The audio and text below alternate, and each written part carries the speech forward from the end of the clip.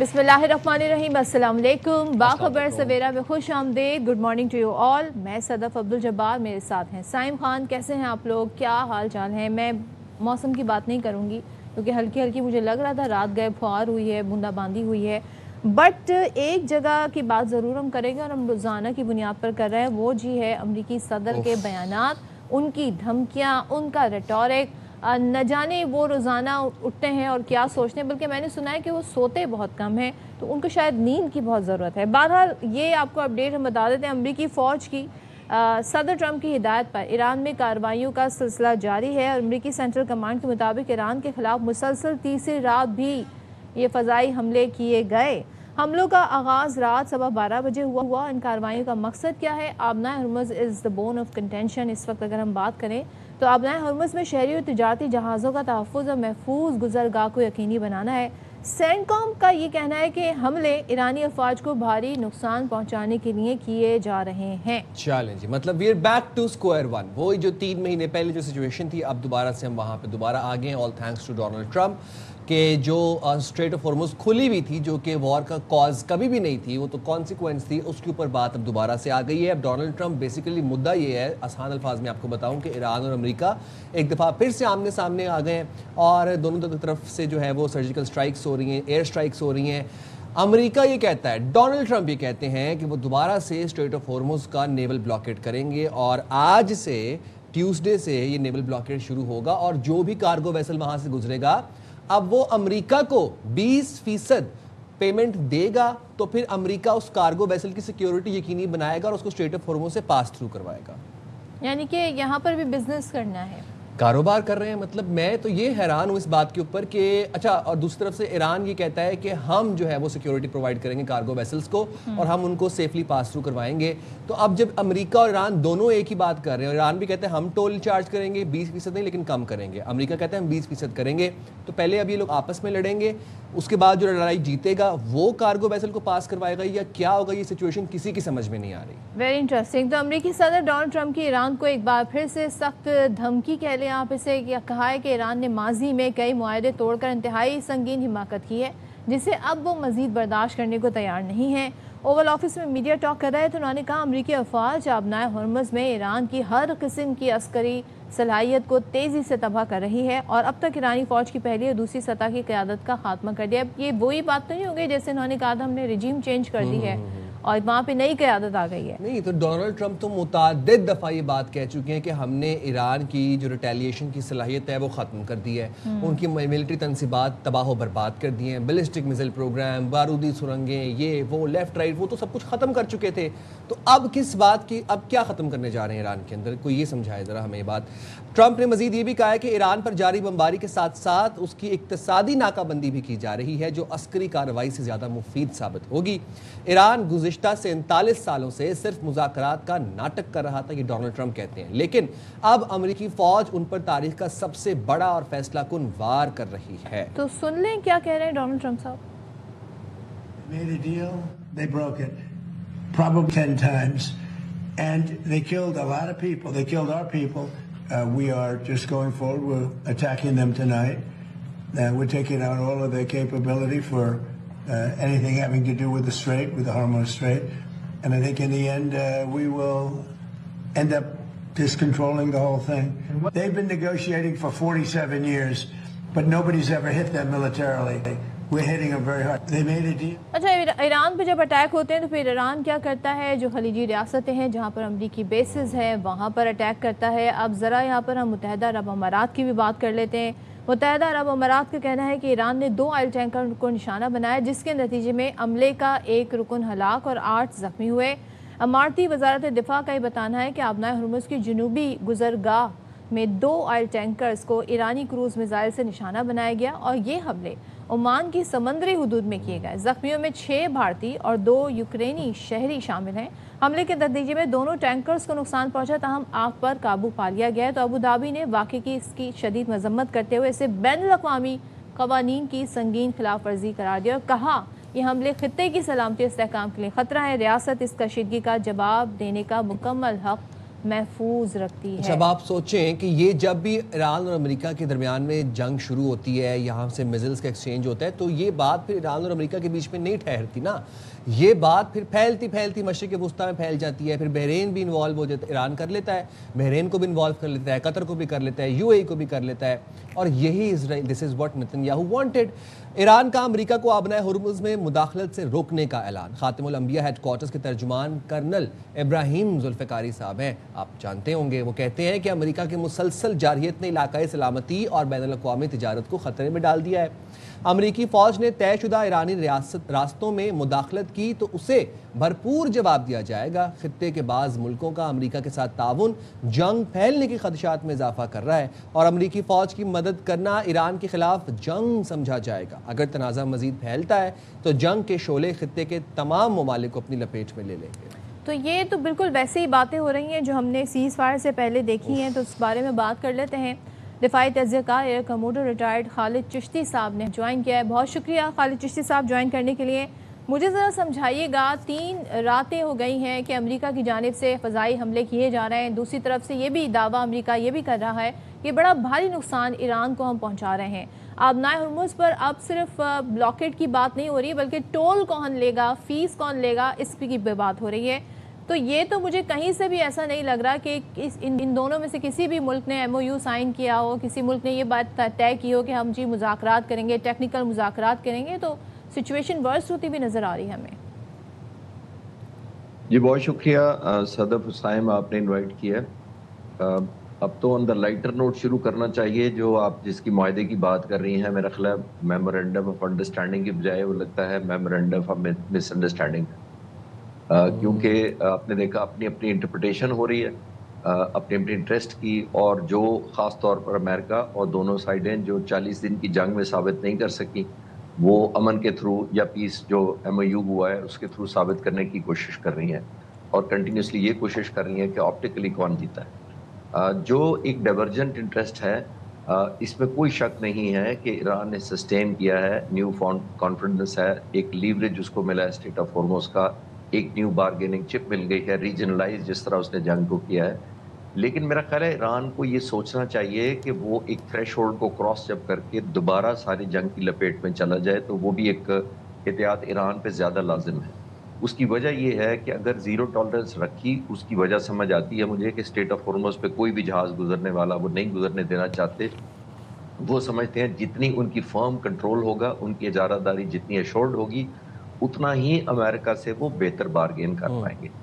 لیکن میرا خیال ہے ایران نے یہ بھی سوچنا ہوتا ہے کہ کہاں تک وہ ایران کی انٹرسٹ میں ہوگا یہ جو بھی ایکشن لیں گے, اور کہاں وہ اسرائیل کے حق میں چلی جاتی ہے بات, جو سائم بھی کہہ رہے تھے کہ یہ تو پھر اسرائیل خوش ہوتا ہے سب سے زیادہ. نیتن یاہو کے لیے یہ جو امن ہے, چاہے ٹیمپریری ہوا یا ایم او یو ہوا, یہ سوئسائڈل اور ایگزسٹیشنل تھریٹ ہے, کیونکہ وہ سمجھتا ہے نیتن یاہو کے بقول یہ تو وہ جنگ میں لے کر آیا تھا اس کو, امریکہ کو دھکیل کے. اب اگر اس کو کامیابی نہیں ہو رہی تو امریکہ کو ریلائز کرنا ہے, اسرائیل کو تو یہ ریلائز ہوا ہے کہ وہ ٹیک ہوم کچھ نہیں ملا اس جنگ کے دوران. اسی لیے ابھی ایک سروے اسرائیل میں ہوا تھا, صرف 11% لوگوں نے, ایک چینل 12 نے کیا تھا, 11% لوگوں نے یہ کہا کہ ایران کے مخالف اسرائیل جنگ جیتا ہے. باقی 89% یا نو آنسر تھا, یا وہ کہتے ہیں ہم ہارے ہیں. تو یہ بہت بڑا پریشر ہے. اب ایک اور پریشر بھی ہے, نیتن یاہو پر الیکشن آ رہا ہے, اس کو پتا ہے کہ میں الیکشن ہار جاؤں گا, میں نے تو بیانیہ یہ بیچا تھا. ایک آخری بات اس سوال کے جواب میں یہ کلوزنگ میں کہوں گا کہ ایران کو یہ پتا ہے, اور یہ پتا ہونا چاہیے کہ اس وقت بھی اس میں امریکہ کے تقریباً 50,000 ٹروپس اس ایریا میں موجود ہیں. اب 50,000 کو اگر آپ گلوبلی دیکھیں تو دنیا میں 192 ممالک ہیں ٹوٹل. 140 ممالک دنیا میں ایسے ہیں جن کی فوج کی تعداد 50,000 یا اس سے کم ہے. تو آپ امیجن کریں کہ ایکولنٹ اور لیس دین انڈیویجولی فورسز جو 140 ممالک ہیں, ان کے برابر تو ابھی بھی ملٹری یہاں موجود ہے. ٹریگر کریں, نیتن یاہو جب ٹریگر کرتا ہے تو پریزیڈنٹ ٹرمپ ایک ایگو میں آ کے پھر ان پہ obligatory لگتا ہے کہ حملہ کرنا. تو یہ دیکھ رہے ہیں. خالد چشتی صاحب, یہ میں آپ سے جاننا چاہ رہا ہوں کہ اب جو ڈونلڈ ٹرمپ نے ایک نیا اعلان کیا ہے کہ وہ جو بھی کارگو ویسل جن بھی ممالک کے اسٹریٹ آف ہارموز سے پاس تھرو کرنا چاہتے ہیں, ان کو امریکہ پروٹیکشن پرووائڈ کرے گا اور اس کی ایک فی ہوگی جو کہ 20% ہوگی. پہلے تو میں آپ سے یہ 20% کا میکینزم سمجھنا چاہتا ہوں کہ یہ کارگو کی جو ویلیو ہوگی اس کا 20% ہوگا, یا پھر جو امریکہ کا جو نیول جو ساری صلاحیت ہے اس کا جو خرچہ ہو رہا ہے جو شپس کا اس ایک اسپیسیفک کارگو ویسل کو پاس تھرو کروانے میں اس کا 20% ہوگا. دوسرا, ایران بھی کسی طور پر آبنائے ہرمز کا کنٹرول چھوڑنے کے لیے تیار نہیں ہے. وہ یہ کہتے ہیں کہ 20% بہت زیادہ بتا دیا ڈونلڈ ٹرمپ نے, ہم اسے کم چارج کریں گے لیکن ٹول تو ہم لیں گے. تو اب سر اسٹریٹ آف ہرمز سے کارگو ویسلز کیسے پاس کریں گے؟ پہلے امریکہ اور ایران کی آپس میں لڑائی ہوگی, پھر وہ جو لڑائی جیتے گا وہ ٹول ٹیکس لے گا اور وہ جہازوں کو نکالے گا وہاں سے. صاحب آپ کو یاد ہوگا کہ جب یہ جنگ کے دوران ایران جو اپنی مرضی سے بحری جہازوں کو آنے جانے دے رہا تھا, اس وقت وہ $2 ملین لے رہا تھا پر شپ لے رہا تھا. $2 ملین اگر آپ اس جنگ سے پہلے نہ بھی جائیں, جب 120, 25 اور 30, 40 یہاں تک ایوریج روزانہ شپس گزرتے تھے جنگ سے پہلے, جب جنگ کے دوران ایران نے ٹول لینا شروع کیا تو ایوریج 50 جہاز گزر رہے تھے. 50 جہازوں کو اگر آپ ایران ابھی تو نہیں لے رہا as part of the MOU, لیکن جب لینا شروع کر دے کسی طریقے سے تو یہ تقریباً $100 ملین روزانہ بنتا ہے, جس کا مطلب ہے $36 بلین ایران کمائے اگر وہ ٹول لینا شروع کر دے. نمبر 1, کیونکہ اسٹریٹ آف ہرمز امریکہ چھڑا نہیں سکا, تو آپ کو یاد ہوگا پہلے بھی اس نے کاؤنٹر بلاکیڈ کر کے بلاکیڈ کو توڑنے کی کوشش کی تھی. یعنی بلاکیڈ ویسے نہیں توڑ سکا تھا, کاؤنٹر بلاکیڈ کیا. ابھی بھی امریکہ وہی کر رہا ہے, اور اگر امریکہ نے یہ کاؤنٹر تھریٹ بھی اسی لیے کیا ہے, اب یہ کاؤنٹر ٹول کر دیا ہے, سمجھے ایک اور سٹیپ اپ کر دیا انہوں نے کہ ہم پہلے اسٹریٹ آف ہرمز چھڑوا نہیں سکے اور ٹول بھی ایران کہہ رہا ہے کہ ہم لیں گے. لیکن میرا خیال یہ ہے کہ یہ ایران ویلیو کے اوپر ہی ہے. جیسے آپ پوچھ رہے ہیں کہ ویلیو کیا ہوگی اس کی شپ کی, اسی پہ ہو رہا تھا تقریباً. دیکھیے کہ اس وقت بھی ایران جو کر رہا تھا دوران MOU, تب بھی وہ اس نے کرو کی ڈیٹیل مانگتا تھا, اس کے نمبر مانگتا تھا, ان کی نیشنلٹی مانگتا تھا, اور ورتھ مانگتا تھا کہ کتنا ہے آپ کا ٹینکر کی ورتھ کیا, اس پہ وہ لگاتا تھا ٹول. تو میرا خیال ہے یہ ایک نان سٹارٹر ہے دونوں ملکوں کے لیے, اور یہ بالکل امیچور سی اپروچ ہے کہ ایک پہلی دفعہ بلاکیڈ کو کاؤنٹر بلاکیڈ کیا, اب ٹول کو کاؤنٹر ٹول میں کنورٹ کر دیا. تھن لائن ہے بہت زیادہ. آخری بات وہی ہے کہ ایران کو میرا خیال ہے زیادہ ایک چیلنجنگ سچویشن کا سامنا ضرور ہے. اس میں کوئی شک نہیں ہے کہ ان کی کیجولیٹیز اتنی زیادہ ہوئی ہیں. ابھی جو جنازہ ہوا آیت اللہ خامنہ کا, اس سے ایک نیو فاؤنڈ کانفیڈنس IRGC کو آ گیا ہے. لیکن یہ بڑی تھن لائن ہے کہ کہاں ویلیو ایڈ ہو رہی ہے اور اب کہاں اپنے آپ سارے سچویشن کو ڈی ویلیو کر رہے ہیں. اچھا چشتی صاحب, میں یہ جاننا چاہتی ہوں کہ آبنائے ہرمز کی ہم بات کر رہے ہیں, اور اس کے ہم یہ دیکھ رہے ہیں اس کی بندش کے عالمی معیشت پر بھی اثرات ہیں. یہاں پر ایران امریکہ جو بھی کہیں, اصل محافظ انٹرنیشنل لاء کے حساب سے کون ہے؟ اور دوسرے اسی سوال سے جڑا سوال یہ کہ اب ثالث کوئی رول پلے کر سکیں گے؟ کیونکہ اتنی مشکلوں سے ان دونوں کو بٹھایا تھا, ٹیبل پہ بٹھایا تھا, بات چیت کے لیے بٹھایا تھا, یہ لوگ وہیں پر پھر سے دوبارہ دونوں ملک آ گئے ہیں. اب ان کا کیا کردار رہ جائے گا؟ صدر ٹیکنیکلی جو انٹرنیشنل لا آف سیز ہے اس کے مطابق یہ 12 ناٹیکل مائلز اگر میں 12 کو کنورٹ کروں تو تقریباً 20-22 کلومیٹر سمجھ لیں جو علاقہ ہوتا ہے وہ آپ کا کسی بھی ملک کا ٹیریٹوریل واٹر کہلاتا ہے.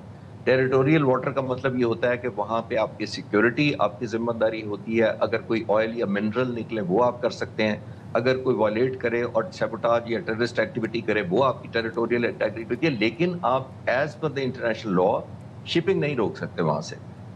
پیسفل شپنگ یا پیسفل ایکٹیویٹی کو یا گلوبل ٹریڈ کی یا ہیومینیٹیرین جو نیڈز ہوتی ہیں ان کو آپ انٹرسیپٹ نہیں کر سکتے. یہ انٹرنیشنل لا ہے. یہاں پہ کیونکہ جو چوکنگ پوائنٹ ہے وہ ہارڈلی کوئی 35 کلومیٹر ہے بٹوین عمان اینڈ ایران, تو یہ انٹرنیشنل لا پہ اپلیکیبل اس طرح ہوگا کہ یہاں دونوں نہیں ٹیکنیکلی نہیں رو سکتے. ایسی صورت میں ہوتا یہ ہے کہ وہ پھر بھی اوپن رہے گا, کسی ایک ملک کی اجارہ داری نہیں ہوگی. لیکن جو آپ بھی کہہ رہے تھے, سائم نے بھی انٹروڈکشن میں کہا کہ جی یہ تو پھر پہلے اسٹریٹ آف ہرمز کھلا ہوا تھا, اس کو بند کر کے پھر کھول رہے ہیں اور پھر بند کر کے پھر کھول رہے ہیں, تو یہ کون سی جنگ ہوئی؟ یہ تو ایک نان سٹارٹنگ کہہ لیں یا دیر از نو میتھڈ ان دا میڈنس. تو اس انٹرنیشنل قوانین کے مطابق یہاں دونوں کی ملکوں کی نہیں ہو سکتی. آپ نے نوٹ کیا, اسی لیے ایران عمان کو کنونس کرتا رہتا ہے اور ان سے مذاکرات کرتا ہے کہ ہم دونوں مل کر کریں گے تو ہم تھوڑا سا ہائر پیڈسٹل پہ چلے جائیں گے. لیکن آخری جملہ میں اس پہ یہ کہوں گا کہ مجھے لگتا ہے کہ ایران کو یہ کلیئر ہے کہ وہ لانگ ٹرم نہیں کر سکے گا. اس کو یہ دو چیزیں چاہیے مجھے لگتا ہے. نمبر 1, اس کو پتا ہے کہ گیو اپ اس کو کرنا پڑے گا کسی نہ کسی سٹیج پہ. وہ اس کو بارگیننگ لیوریج کے طور پہ یوز کر رہا ہے. ہاں وہ کر کیوں رہا ہے؟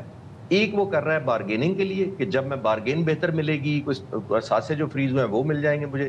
اور دوسرا وہ اسٹریٹ آف ہارموز کو as a buffer zone use کرنا چاہتا ہے، جس کا مطلب یہ ہے کہ وہ سمجھتا ہے کہ پورے کے پوری اسٹیٹ آف ہارموز پر میری انٹیمیشن، مجھے اطلاع دیے بغیر، میری کلیئرنس کے بغیر، چاہے ٹول نہ بھی وہ لے، بٹ ایک نامنل سا ایک انٹیمیشن، کلیئرنس اور سرویلنس جو ہے وہ ایران کی ہو، جو بھی شپنگ لائنز گزرے ادھر سے. مجھے لگتا ہے وہ مور آف، جس کو میں نے کہا نا کہ سمبولک کرنا چاہتا ہے اور ایک بفر زون کے طور پہ اس کو ایڈ کرنا چاہتا ہے. اچھا سر، انسانی فطرت یہ ہے کہ وہ ہمیشہ انسان جو ہے وہ ایک سہل راستہ اپناتا ہے. سب سے پہلے آپ نے ہرمز ایک آج سے 3-4 مہینے پہلے تک ایک سہل راستہ تھا، جیسے ابھی آپ نے بھی ذکر کیا کہ لوگ وہاں سے ٹول دے کے ممالک اپنے شپمنٹس گزار رہے تھے.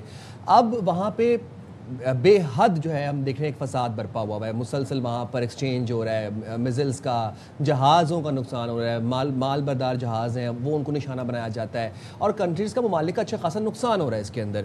آپ کو لگتا ہے کہ اب سر جوڑ کے سب ممالک بیٹھیں گے اور کوئی آلٹرنیٹ روٹ اپنائیں گے اور پھر اسی آلٹرنیٹ روٹ کو ہی اپنایا جائے گا، اور آپ نے ہرمز جو ہے وہ اتنی یوزفل نہیں رہے گی ان دا ڈیز اور ایئرز ٹو کم؟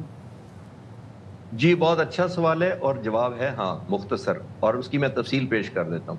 دیکھیے یو اے ای نے آلریڈی فجیرہ، ان کی ایک چھوٹی سی پورٹ ہے before state of Hormuz. That means اگر فجیرہ میں جو انہوں نے بہت زیادہ تیزی سے کام شروع کر دیا، وہ پورٹ ہے جو اسٹیٹ آف ہارموز سے پہلے آتی ہے، جس کا مطلب ہے کہ you a E long term میں میرا خیال ہے 1.5 سے 2 سال انہوں نے بہت ہائی سپیڈ کام ہو رہا ہے اس پہ کام شروع کر دیا ہے. سعودی عرب کی ریڈ سی کی طرف ایک پائپ لائن آلریڈی تھی جو جس میں سے 2 ملین بیرل گزرتا تھا، اس کو 7 ملین بیرل روزانہ پہ لے کے جا رہے ہیں. انہوں نے اس پہ بہت کام شروع کر دیا ہے.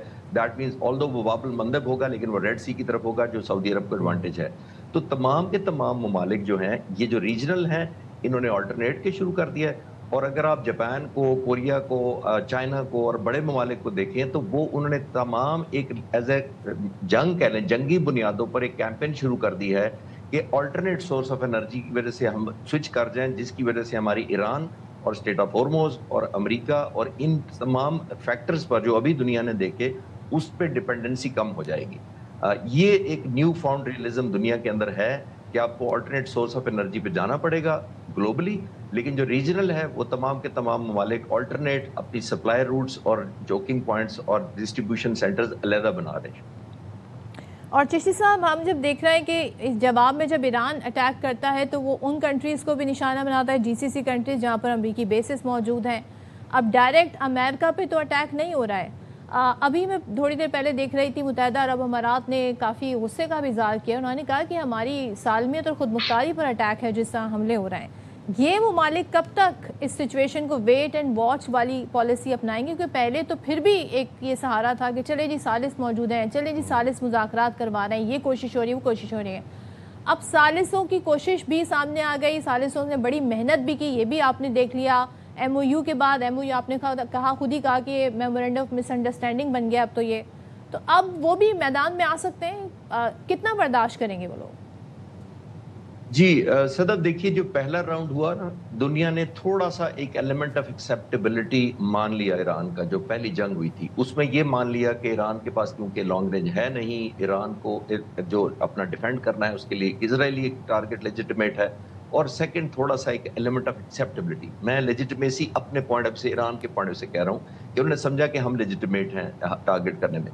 لیکن جو ابھی ہو رہا ہے، دیکھیے یہ جو کچھ ٹائم تھا اس کے اندر ایران کو چاہیے تھا کہ وہ ایک کشننگ ڈیولپ کرے، واپس ری گین کرے جو بروکن یا بریچ ٹرسٹ تھا، اس کو ان کی لائلٹی کو گین کرے. اس کی وجہ یہ ہے کہ دیکھیے جب لائلٹی گین کرے گا تو یہ ممالک کمفرٹیبل ہو جائیں گے کہ ایران ہمیں بلی نہیں کرتا، امریکہ یہاں سے چلا جائے. لیکن اگر ایران اس طرح کی اسٹرائکس کرتا رہتا ہے تو اس کا سب سے بڑا نقصان یہ ہے کہ یہ تمام ممالک دوبارہ امریکہ کو رجوع کریں گے، چاہے ان کو پتا ہے کہ امریکہ نہیں ڈیفینڈ کر سکا، اور انڈائریکٹلی وہ اسرائیل کو رجوع کریں گے. یو اے ای کا آپ نے دیکھ لیا کتنا انفلوئنس ہے وہاں پہ اسرائیل کا. تو یہ سارے فیکٹرز ہیں، ایران خود ہی ان کو پش آؤٹ کر رہا ہے ٹو ورڈز امریکہ اور ٹو ورڈز اسرائیل انڈائریکٹلی. تو ایران کو اس وقت ری گین کرنا چاہیے تھا یہ ایک ایلیمنٹ آف ٹرسٹ. وہ میرا خیال ہے ٹیکٹیکلی ان کی طرف سے یہ فیصلہ اتنا ٹھیک نہیں ہے جس کو میں اپریشیٹ کروں. اور میں چاہوں گا کہ ایز این انٹرنیشنل کنٹری جو اپنے اس نے نیو فاؤنڈریزم کر لیا ہے، اب اس کو ویلیو ایڈ کرتا اور ان ملکوں کو یہ شور کرواتا کہ وہ میری مجبوری تھی، میں لانگ ٹرم میں آپ کے لیے بلی یا ایک پولیس مین نہیں بنوں گا، تو آپ امریکہ کو یہاں سے نکالیں، بجائے یہ کرنے کے دوبارہ کنورج کر دیا اسرائیل کو بھی امریکہ کی طرف اور انہی ملکوں کو امریکہ کی طرف. کریکٹ سر. دو چھوٹی چھوٹی چیزوں پہ آپ کا کمنٹ جاننا چاہوں گا. ایک تو کیئر سٹارمر صاحب نے جاتے جاتے ایک نیا شوشہ چھوڑ دیا ہے, انہوں نے پاسداران انقلاب کو دہشت گرد تنظیم برطانیہ نے قرار دے دی ہے. ایک تو ذرا وہ بھی بتا دیں کہ وہ کس ٹینجنٹ پہ ہیں. اب وہ آفس چھوڑنے سے پہلے کوئی ڈونلڈ ٹرمپ کی خوشنودی حاصل کرنا چاہتے ہیں, کیا وہ کرنا, یا نیٹو کے ساتھ تعلقات ڈونلڈ ٹرمپ امریکہ کے واپس بحال کرنا چاہ رہے ہیں, وہ پوائنٹ کیا تھا ان کا, وہ کس ٹینجنٹ پہ ہیں. دوسرا سر یہ کہ اب پاکستان کو بھی کتنی اشد ضرورت ہے کوئی آلٹرنیٹ روٹ فائنڈ آؤٹ کرنے کی, کیونکہ اب یہاں پر تو لڑائیوں کا سلسلہ بڑھتا ہی چلا جا رہا ہے نا. تو ہماری تو معیشت کی سر کمر ٹوٹ گئی, ابھی تک ہمارے پاس لوور سطح پہ وہ ریلیف پہنچا ہی نہیں تھا کہ 9% آج پھر سے عالمی مارکیٹ میں خام تیل کی قیمتیں بڑھ گئی ہیں ڈونلڈ ٹرمپ کے اس 20% والے بیان کے بعد. تو ہمیں کتنی ضرورت ہے سر آلٹرنیٹ روٹ فائنڈ آؤٹ کرنے کی؟ جی, پہلا سوال جو آپ کا ہے وہ یہ پہلا پورشن جو آپ نے کہا بالکل ٹھیک کہا کہ وہ جاتے جاتے یو کے پرائم منسٹر نے سوچا کہ میں اپنی ایک لیگیسی پازیٹیو نوٹ پہ چھوڑ جاؤں اور ایک گڈ ول کریٹ کر جاؤں امریکن پریزیڈنٹ کے ساتھ. خاص طور پہ مجھے وہی ایکشن نظر آتا ہے, کیونکہ اس سے اس وقت سگنیفیکنٹ نہیں ہے. یہ سب سے بڑے تو نیگوشیٹر جو اس وقت باقر کالباغ ہیں وہ IRGC کے ہیڈ رہے ہیں, جو اس وقت ان کے اسپیکر ہیں جو مذاکرات کر رہے تھے. جو اس وقت IRGC کے ہیڈ اور ان کے جو ایڈوائزر ہیں وہ IRGC کے بڑے ایکٹیو کمانڈر رہے ہیں.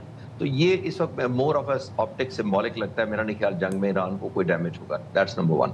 نمبر 2 جس کی طرف آپ اشارہ کریں, بالکل آئی تھنک ہائی ٹائم کہ ایون جب جنگ بند ہوئی تھی تو بہت سارے لوگ مجھ سے پوچھتے تھے, یا چینلز پر میں بات کرتا تھا کہ پاکستان کے لیے کیا ہے, تو میں نے کہا تھا کہ ہمیں کوئی بدلے میں نہیں چاہیے, لیکن نیو فاؤنڈ ہمارے جو انفلوئنس ہے دنیا کے اندر کہ ہم پیس میکر ہیں, پیس کنٹریبیوٹنگ ہے. ہمیں ایران کی گیس پائپ لائن جو بچھی تھی جس پہ آلموسٹ ایران نے ہمیں تھریٹ کیا تھا کہ $18 بلین کا میں آپ کو ہرجانہ سو کروں گا, وہ کیا تو نہیں تھا, لیکن اس کو کنٹینویشن ہمیں کرنی چاہیے. نمبر 1 جب بھی پیس ہو وہ نمبر 1 ہونی چاہیے کہ ڈیویڈنڈ پاکستان کے لوگوں کو ضرور ملنے چاہیے. ہم سب سے قریب ہیں دنیا کے اس ملک کے, دنیا میں جس کی تیسرے نمبر پر آئل اور گیس کا ریزرو ہے, اور ہم بینیفٹ نہیں لیتے اس سے. تو دنیا میں سب جگہ ایسا ہوتا ہے, نمبر 1. لیکن آلٹرنیٹ روٹ کی بالکل آپ نے ٹھیک بات کہی. اور ایک آخری بات یہ ہے, دنیا میں دیکھیے اتنا کرائسس ہوا, سب سے پرسکون ملک چائنا تھا اس وقت. کیوں؟ کیونکہ سب سے زیادہ وہ آئل یوز کرتا ہے اور دنیا میں سب سے زیادہ آئل سٹوریج چائنا کے پاس ہے. تو چائنا نے فورس ہی کیا ہوگا ایسی چیزوں کو کہ میرے پاس اپنی سٹوریج ہونی چاہیے. ہماری storage capacity as compare to global بہت کم ہے, تو ہمیں وہ بھی ایڈ کرنی چاہیے اور آلٹرنیٹ روٹ بھی لینا چاہیے. بالکل صحیح کہا آپ نے. تھینک یو سو مچ. خالد چشتی صاحب ہمارے ساتھ تھے, کرنٹ صورتحال پر تجزیہ دے رہے تھے. اچھا, بات یہاں پر ہو رہی ہے آئل کی اور پھر ظاہر پرائس بڑھنے کی. اب فائدہ تو اس سے اٹھاتے ہوں گے یقیناً آئل پرائس. ڈونلڈ ٹرمپ کے ایک بیان سے جی مارکیٹ جو ہے وہ اوپر جاتی ہے, ایک بیان سے مارکیٹ نیچے آ جاتی ہے. اب اسی تناظر میں آپ کو بتاتی ہوں جو امیر ممالک ہیں ان کی ایک نئی فہرست سامنے آئی ہے. ہم بھی ہیں اس میں, سن لیں آپ, ابھی اتنا دیکھیں اس میں کیا کیا ہے. اچھا, سوئس بینک کے عالمی مالیاتی ادارے UBS کی گلوبل ویلتھ رپورٹ ہے 2026 کی. یہ بتاتی ہے کہ ایک بالغ فرد کی اوسط دولت کے لحاظ سے, یعنی ایک انڈیویجول ہے, ایڈلٹ ہے, اس کی جو ایک اوسط دولت ہونی چاہیے اس لحاظ سے یہ ایک میٹرکس بنائے گئے ہیں, پیمانہ بنایا گیا ہے. تو سوئٹزرلینڈ پہلے نمبر پر ہے امیر ترین ممالک میں, امریکہ دوسرے نمبر پر ہے, اور لگزمبرگ تیسرے نمبر پر ہے. اچھا, میڈین ویلتھ یعنی کہ اوسط جس کی انکم ہے ایک عام آدمی کی, ایک عام شہری کی, اس لحاظ سے پھر آپ بتا دیں کیا ہے. تو پھر میری بات سنیں, اس لحاظ سے تو ابھی تو ہمارے یہاں پر تو وہ 8,400 والی بات ہی چلے جا رہی ہے. تو اوسط انڈیویجول دولت کی جب بات ہوگی تو پھر ہم تو خیر بہت ہی پیچھے کہیں قطار میں ہیں. بیلجیم, آسٹریلیا, نیوزی لینڈ اور ڈنمارک بھی نمایاں ممالک شامل ہیں اس فہرست میں. رپورٹ میں کہا گیا ہے کہ صرف اوسط دولت کسی ملک کی حقیقی خوشحالی کی مکمل تصویر پیش نہیں کرتی, کیونکہ چند انتہائی امیر افراد مجموعی اوسط کو بڑھا سکتے ہیں. Very correct. اس کے برعکس میڈن ویلتھ یہ ظاہر کرتی ہے کہ دولت معاشرے کے عام شہریوں میں کس حد تک تقسیم ہے. یعنی اصل پیمانہ پہ میڈن ویلتھ ہوئی نا, جو ایک عام شہری کی دولت کے بارے میں بتائے, ورنہ تو جو بلینئرز ہیں, ٹریلینئرز ہیں, ان کے بارے میں تو پھر سب کو ہی پتا ہے, وہ فنگر ٹپس پہ آپ میڈن ویلتھ آئی گیس کی یہ ہے کہ وہ پور ٹو رچ کی ریشو کیا ہے اور ویلتھ کس حد تک ڈیوائیڈ ہوئی ہے. یہ رپورٹ بس یہیں پہ آ کے رک گئی ہے, مطلب اس کے آگے نہیں بتایا انہوں نے. آگے پہ آپ پاکستان کا نام دیکھنا چاہ رہی ہیں؟ میں دیکھ رہی ہوں ہمارا ریجن جو ہے, ہم ایکچولی ہمارے ملک میں 8,400 ماہانہ کمانے والا شخص جو ہے نا وہ غریب نہیں ہے شمار ہوتا. وہ اس سے اوپر اگر 8,500 اگر میں کما لوں گا تو میں امیر ہوں. ٹھیک ہے, تو آپ یہ دولت کی باتیں سوچیں. آپ لوگوں کو جو سبسڈی ہمیں جو ملتی ہے ہم سب کو, وہ 8,400 کی بنیاد پہ ملتی ہے. یعنی اگر آپ اس سے زیادہ کمائیں, 8,500 کما رہے ہیں, تو پھر آپ اس سبسڈی کے مستحق نہیں ہیں. امیر ہیں, دولت مند آدمی ہیں. امیجن پورا مہینہ نکالنا آپ نے. چھوٹی سی بریک لیں گے, حاضر ہوں گے بریک کے بعد. جناب اسٹے دیئر ود اس.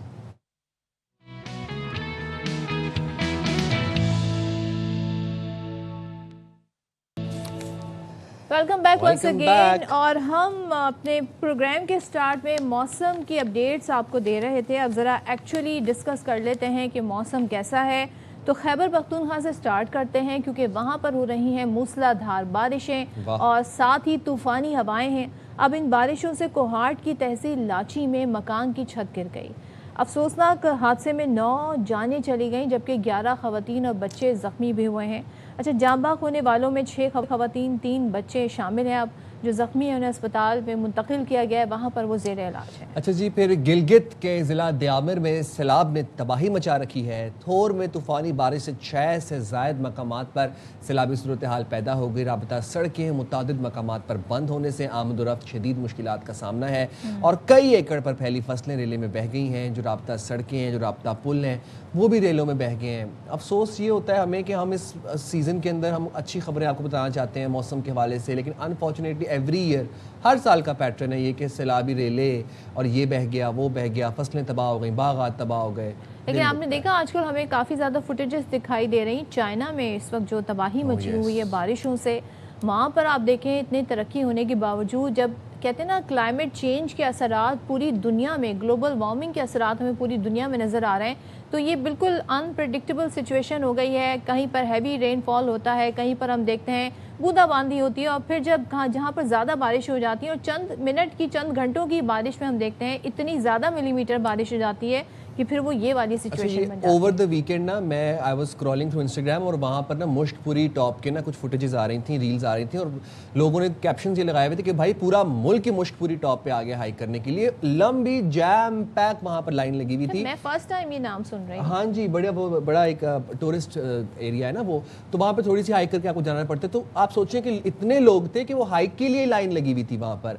अब मुल्क भर में आपको पता तालीमी इदारों में छुट्टियां हैं, मौसम गर्मा की छुट्टियां, वेकेशंस चल रही हैं, और यही वो दिन होते हैं जब मुल्क भर से लोग बालाई इलाकों का रुख करते हैं।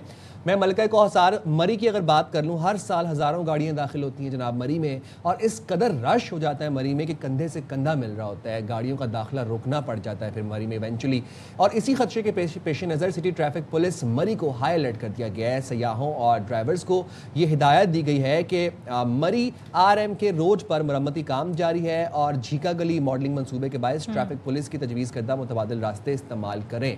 GPO चौक भी जो है ना वो भी रिकंस्ट्रक्ट रिजुविनेट वो कर रहे हैं, तो वहाँ पर भी आजकल हम देखते हैं कि वहाँ से भी ये देखें मनाज़र आते हैं कि वहाँ पर ट्रैफिक है। ये यानी कि दो सिचुएशन हो गई ना, एक तो सयाह आ गए हैं, उनका रश है, दूसरे वहाँ पर मरम्मती और तरक्याती काम हो रहा है। तो क्या सिचुएशन है, किस तरीके से लोगों को इस बारे में आगाही दी जा रही है? अरसलान अयाज हमारे नुमाइंदे हैं, उनसे बात कर लेते हैं। अरसलान बताइएगा, बिकॉज अब ज़ाहिर है अभी जुलाई है, छुट्टियाँ अभी ख़त्म नहीं हुई हैं, काफ़ी ज़्यादा रश भी हमें नज़र आ रहा है। वैसे सूरत हाल क्या है वहाँ पर? अंडर कंट्रोल है? काफ़ी ज़्यादा सयाह तो नहीं, क्योंकि वहाँ पे ऑलरेडी जब काम हो रहा हो तो वो एरिया तो ज़ाहिर है उसको ज़रा सा कॉर्डन ऑफ भी कर दिया जाता है। जी बिल्कुल, मरी में इस वक्त सीज़न पीक पे है और बहुत बड़ी तादाद जो है वो सयाहों की दाखिल होती है। अगर मैं आपको लास्ट जो वीकेंड है उसकी मैं आपको फिगर्स बताऊं तो 26,000 गाड़ियां जो है वो सैटरडे को और 23,000 गाड़ियां संडे को मरी के अंदर दाखिल हुई। ये सिर्फ मैं आपको बता रहा हूँ जो एक्सप्रेस वे का जो टोल प्लाजा है वहाँ से। अब मरी के अंदर अगर पार्किंग कैपेसिटी की मैं बात करूँ तो टोटल 4,500 से 5,000 की हार्डली पार्किंग कैपेसिटी है। तो जब इतनी ज़्यादा गाड़ियाँ आती हैं तो रश जो है फिर वो कंट्रोल नहीं हो पाता। डिस्ट्रिक्ट एडमिनिस्ट्रेशन हो या सिटी ट्रैफिक पुलिस हो या मोटरवे पुलिस हो। दूसरा जो आपने जैसे जिक्र किया कि ना सिर्फ झीका गली जो चौक है जो मेन वहाँ पर एक हब है, जंक्शन है, वो भी रिमॉडलिंग है। इसके साथ साथ जो मरी को आने वाली 2 मेन जो प्राइमरी रूट्स हैं, एक है RM के रोड और एक है एक्सप्रेस वे। तो RM के रोड गुज़िश्ता 1.5 साल से कंस्ट्रक्शन हो रही है वहाँ पर, और वहाँ से सारा जो इफ्लक्स है ट्रैफिक का वो भी एक्सप्रेस वे पे शिफ्ट हो गया है। ये जो मनसूबा RM की ये 1.5-2 साल से ताख़ीर का भी शिकार हो रहे हैं। अभी एक सूबाई minister for communication and works ने भी वहाँ पे दौरा किया और इसकी लागत भी तकरीबन 3.25 अरब है, जिसकी वजह से ये ट्रैफिक की जो कंजेशन है ये बहुत ज़्यादा हो रही है। झीका गली चौक की भी रिमॉडलिंग हो रही है। मार रोड के ऊपर भी एक ऑपरेशन है जहाँ पर बिल्डिंग्स को एक्वायर करके एक थीम पार्क बनाया जा रहा है। तो इन सारी चीज़ों की वजह से یہ سارے مسائل. صحیح. ارسلان بہت شکریہ, آپ میں اپڈیٹ کر رہے تھے. بات کر لیں گے چیف ٹریفک آفیسر مری SSP سید منیر احمد ہاشمی صاحب نے ہمیں جوائن کیا ہے. بہت شکریہ منیر صاحب, آپ نے پروگرام کے لیے وقت نکالا. ایک تو RM کے روڈ بدحالی کا شکار ہے, دوسرا جھیکا گلی چوک پہ تزئین و آرائش چل رہی ہے, مرمتی کام چل رہا ہے, پھر مال روڈ GPO چوک کے اوپر بھی کام چل رہا ہے. جاننا میں آپ سے یہ چاہ رہا ہوں کہ کیسے مینیج کر رہے ہیں, کتنی گاڑیاں داخل ہو رہی ہیں مری میں اب سنس یہ تو ٹیوزڈے آج ورکنگ ڈیز چل رہے ہیں, تو ورکنگ ڈیز پہ زیادہ رش ہوتا ہے دیکھنے میں آ رہا ہے یا ویکینڈز پہ زیادہ رش ہوتا ہے؟ جی بہت شکریہ, السلام علیکم. وعلیکم السلام. گزارش میری یہ ہے کہ مری جو ڈسٹرکٹ ہے بڑا پرانا اور بڑی پرانی اس میں جو پرابلمز ہیں وہ اسی طرح سے چل رہی ہیں جس طرح سے پچھلے 100 سال سے چل رہی ہیں. ہمارا المیہ یہ ہے, سب سے بڑی ہماری پرابلم یہ ہے کہ ایکسپریس وے جو ہے وہ 100 فٹ کی ہے. دو رویہ ہے, آمنے سامنے سے ٹریفک چلتی ہے, سینٹر میں سینٹر میڈینز بنے ہوئے ہیں, ایک پراپر روڈ جو آپ کو ہے وہ نظر آئے گی. جی. ٹول پلازا سے لے کے لوڈ ٹوپا تک آپ کو یہ مینجمنٹ جو ہے وہ بڑی کلیئر نظر آئے گی. دونوں طرف ایجز بھی ہیں اور کچھ ریسٹورانٹس بھی بنے ہوئے ہیں, یعنی کہ ادھر بے شمار گنجائش ہے, ہمیں گنجائش ملے گی مری کو انجوائے کرنے کی. لیکن اس کے ساتھ ساتھ میں عرض کرتا چلوں کہ اس کے ساتھ ساتھ جو ہے جب ہم لوڈ ٹوپا سے مری میں انٹر ہوتے ہیں, لوکل مری میں, تو ہمارے پاس 100 فٹ کی روڈ جو ہے یہ 25 فٹ کی رہ جاتی ہے, اور وہ بھی آمنے سامنے ٹریفک چلانی پڑتی ہے. اس ہفتے میں اس ویک میں 48,000 وہیکل جو ہے وہ انٹر بھی ہوئی ہیں اور آؤٹ بھی ہوئی ہیں. انہی 30 فٹ کی اور کسی جگہ کے اوپر یہ 15 فٹ کی رہ جاتی ہے. اور جو GT روڈ ہے ہمارا وہ ابھی جیسے آپ نے ابھی فرمایا ہے کہ اس کی کنسٹرکشن چل رہی ہے جی, تو پھر اس میں وہ روڈ بھی ہمارے لیے وہ گیٹ وے بھی بند ہو گیا. ایک گیٹ وے ہمارے پاس رہ گیا صرف انٹری کا, یہ جو چیکا گلی سے اوپر ہم جا رہے ہیں کشمیر پوائنٹ اور 4th ویو کی طرف. اس کے علاوہ ہم نے 5 روڈز کو, ہماری مجبوری یہ ہے کہ اوپر جا کے ہمارے پاس 10 فٹ کی روڈ بھی رہ جاتی ہے. اگر آپ نے مری کو وزٹ کیا ہو تو ہر جگہ کے اوپر اب اس ٹائم کے اوپر پیک ڈیز میں کنسٹرکشن ورک چل رہا ہے. تمام روڈ جو ہیں وہ اس کے موسمی حالات کے مطابق جو نالے ہوتے ہیں, جو ڈرینز ہوتے ہیں, وہ ریپیئر ہو رہے ہیں.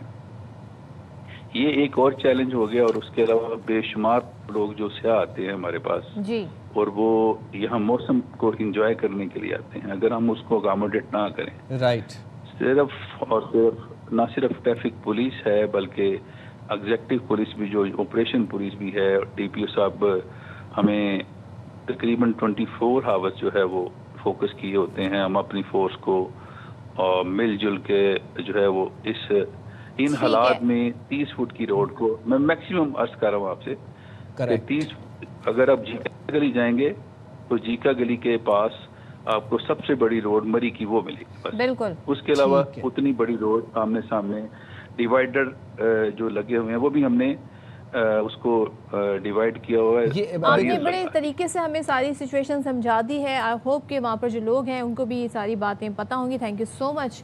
اور کئی لوگوں سے بھی گزارش ہے کہ وہ بھی تھوڑا خیال کریں. وہ خیال یہ کریں آپ کہ دیکھیں اب مری میں وہ بتا رہے ہیں SSP صاحب کہ 48,000 ویہیکلز دس لاسٹ ویکینڈ وہاں پہ انٹر ہوئی ہیں مری میں. تو اب 48,000, اور جبکہ آپ کو پتہ ہے کہ وہاں پہ جھیکا گلی کی بھی کنسٹرکشن چل رہی ہے, GPO چوک کی بھی چل رہی ہے, مال روڈ سارا کھدائی ہوئی ہوئی ہے. تو اتنی کنجیشن سے پھر آپ کی جو تفریح ہے نا, سیر کا مزہ سارا خراب ہو جاتا ہے. تو آپ لوگ ذرا پلیز دیکھ لیا کریں کہ جہاں پہ آپ لوگ جا رہے ہیں سیر و تفریح کے لیے, وہاں پہ آگے کیا سچویشن ہے, وہاں پہ کیا ماحول ہے. کیوں آپ اپنا بھی پھر موڈ آوازار ہو جاتا ہے, بچے بھی آوازار ہو جاتے ہیں. لیکن آوازاری سے مجھے یاد آیا صدف, اچھا میں آپ نے مجھے کہا نا سیر و تفریح. دیکھیں سیر و تفریح جو ہے نا وہ ضروری نہیں کہ اس کے لیے اتنی دور مقام پہ جایا جائے. آپ گھر بیٹھے بھی بہت ساری چیزیں انجوائے کر سکتے ہیں, اسپیشلی کراچی جیسے ویدر میں جہاں پر ہبس بھی ہے, کبھی ٹھنڈی ہوائیں بھی ہیں, کچھ کبھی کبھی دل کرتا ہے کچھ اچھے مشروبات پینے کو, کچھ ٹھنڈا, کچھ ریفریشنگ پینے کو. اور خاص طور پر جب ریفریشنگ ڈرنک ایسی ہو کہ جس سے آپ کی بہت سی یادیں جڑی ہوں, کرکٹ کی یادیں جڑی ہوں, آپ کی زندگی کے ہیپی مومنٹس جڑے ہوں, بچپن کی یادیں جڑی ہوں. اچھا میں بات کر رہا ہوں اس گرم موسم میں جو ٹھنڈا مشروب جو میں کریو بچوں کا بھی بہت فیوریٹ رہا ہے جی وہ ہے پیپسی. کیا بات تو اگر پیپسی مل جائے نا آپ کو ڈیورنگ دا ورک آورز ہمیں اس 8 گھنٹے کی شفٹ میں, تو میں کہتا ہوں میرا موڈ فریش ہو جائے. آپ کافی سے ریپلیس کر دیں گے؟ میں ریپلیس کرنے کے لیے تیار ہوں کافی کو, یہ پیپسی سے ریپلیس کر دیں گے. اچھا ویسے آپ نے سائم ایک چیز آپ نے دیکھی انٹرنیٹ پر آج کل ایک خبر بڑی جو ہے نا وائرل ہوئی ہوئی ہے, وہ یہ ہے کہ پیپسی جو ہے نا وہ اب سافٹ ڈرنک نہیں رہی ہے. Oh yes, it's everywhere on the social media. کیا انسٹاگرام, کیا فیس بک, کیا ٹک ٹاک, ٹویٹر, ایکس کے اوپر بھی بات ہو رہی ہے. بھائی پیپسی سافٹ ڈرنک نہیں ہے تو پھر کیا ہے؟ مطلب یہ مجھے اپنی صحافتی کریئر میں یہ بات آج پتا چلی ہے کہ پیپسی سافٹ ڈرنک نہیں ہے. تو پھر پیپسی کیا ہے؟ آپ مجھ سے آپ سوال پوچھ رہے ہیں نا, میں نے بھی یہ خبر آن لائن ہی دیکھی ہے. سب اپنی اپنی رائے اس حساب سے دے رہے ہیں. جیسے کہ آپ بات کریں, آپ نے پوری اپنی جرنی بتا دی, بچپن بتا دیا کہ جی پیپسی سے آپ کی کیا یادیں وابستہ ہیں. لیکن ایک بات تو سب کہہ رہے ہیں کہ یہ سافٹ ڈرنک نہیں ہے. لیکن میرا بھی پھر وہی سوال ہے جو سائم کا سوال ہے کہ آخر پھر یہ ہے کیا؟ یہ جی اچھا پی سی آر ہمیں پروڈیوسر بتا رہے ہیں ہمارے کہ کسی کی کال ہمیں موصول ہوئی ہے. کس کی؟ آئی تھنک ہیلو فہد مصطفیٰ. فہد بھائی نے ہمیں جوائن کیا ہے. بالکل صحیح پہچانا, میں فہد مصطفیٰ. واقعی فہد مصطفیٰ ہمارے ساتھ ہیں. کیا بات ہے. ہیلو فہد. میں لایا ہوں آپ کے لیے کچھ جاننے کا موقع. سوال غور سے سنیے گا. بالکل بتائیے. کیا پیپسی ایک سافٹ ڈرنک ہے؟ بولو ہاں یا نا. بالکل یقیناً ہے. اگر ہاں تو میں کہتا ہوں ایک بار سوچ لو. مطلب کیوں, اس میں سوچنے والی کیا بات ہے؟ کیونکہ پیپسی سافٹ نہیں اسٹرانگ ڈرنک ہے. ہو جائے کچھ اسٹرانگر. اب بات سمجھ میں آئی کہ سافٹ ڈرنک نہیں ہے, اسٹرانگ ڈرنک ہے. Wow, thank you very much Fahad Mustafa صاحب, آپ کا بہت شکریہ, آپ نے آ کے ہماری یہ کنفیوژن کلیئر کر دی. So Pepsi is not a soft drink any more, it has become a strong drink. Stronger and stronger, یعنی کہ پیپسی جو ہے اب آپ اس کو سافٹ ڈرنک کی کیٹیگری سے نکال دیں, اب یہ اسٹرانگ ڈرنک بن گئی. یہی سوال تھا جو کافی دیر سے مجھے اور سائم کو پریشان کر رہا تھا, مگر تھینک گاڈ کہ ہمیں فہد مصطفیٰ نے باقاعدہ طور پر آ کر بتا دیا کہ جی اصل حقیقت کیا ہے. میں چاہتا ہوں کہ یہاں پہ ہم بریک لے لیں اور میں بھاگ کے جا کے ہماری جو وینڈی مشین ہے وہاں سے پیپسی اسٹرانگ ڈرنک نکال کے 2 لے کر آؤں گا. جائیں گے چھوٹی سی بریک پہ, حاضر ہوں گے بریک کے بعد.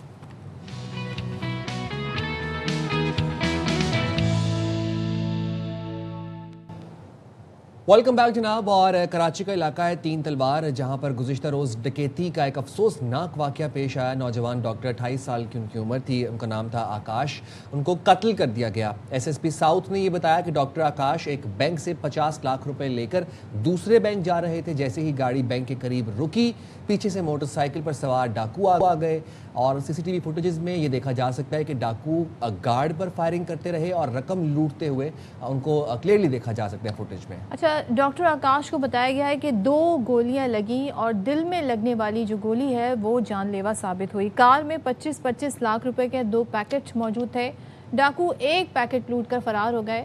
اچھا, لواحقین کی جانب سے 3 تلوار پر ہم دیکھ رہے ہیں کہ لاش رکھ کر احتجاج کیا گیا, اور مقتول ڈاکٹر آکاش کے چچا کھیم چند نے میڈیا سے گفتگو بھی کی, اور انہوں نے کہا کہ ایسے سڑکوں پر قابل لوگوں کو مارا جائے گا تو پھر یہاں رہنا کون پسند کرے گا. پولیس کی جانب سے صرف دعوے کیے جا رہے ہیں, اور یہ ان کا مطالبہ تھا. اگر ہم پولیس کا بھی آپ کو بتا دیں تو پولیس نے موجودہ جو سال ہے, جو رواں سال ہے, اس کے ابتدائی 6 ماہ کے دوران یہ بتایا کہ کراچی کے اسٹریٹ کرائم, گاڑیوں, موٹر سائیکل, موبائل فنشنی کی وارداتیں عروج پر رہیں. لیکن ہمیں تو یہ دعویٰ یہ بھی نظر آ رہا ہے کہ یہ وارداتیں کم ہوئی ہیں. دھرے کے دھرے رہ گئے سارے کے سارے وعدے. اور ڈاکٹر آکاش کے لواحقین اہل خانہ پھر احتجاج بھی کرتے رہے 3 تلوار پہ, لیکن وہ احتجاج پھر اب میرے کراچی میں بیرسٹر مرزا وہاب صاحب آئے, ان سے مذاکرات ہوئے, بات چیت ہوئی, پھر وہ احتجاج ختم ہو گیا. اب یہ واقعہ تھا کیا, ہوا کیا, اور اس پہ اب تک کی کیا تفتیش ہوئی ہے. نذیر شاہ نمائندہ خصوصی ہمارے ساتھ موجود ہیں, ان سے جان لیں گے. نذیر بتائیے گا.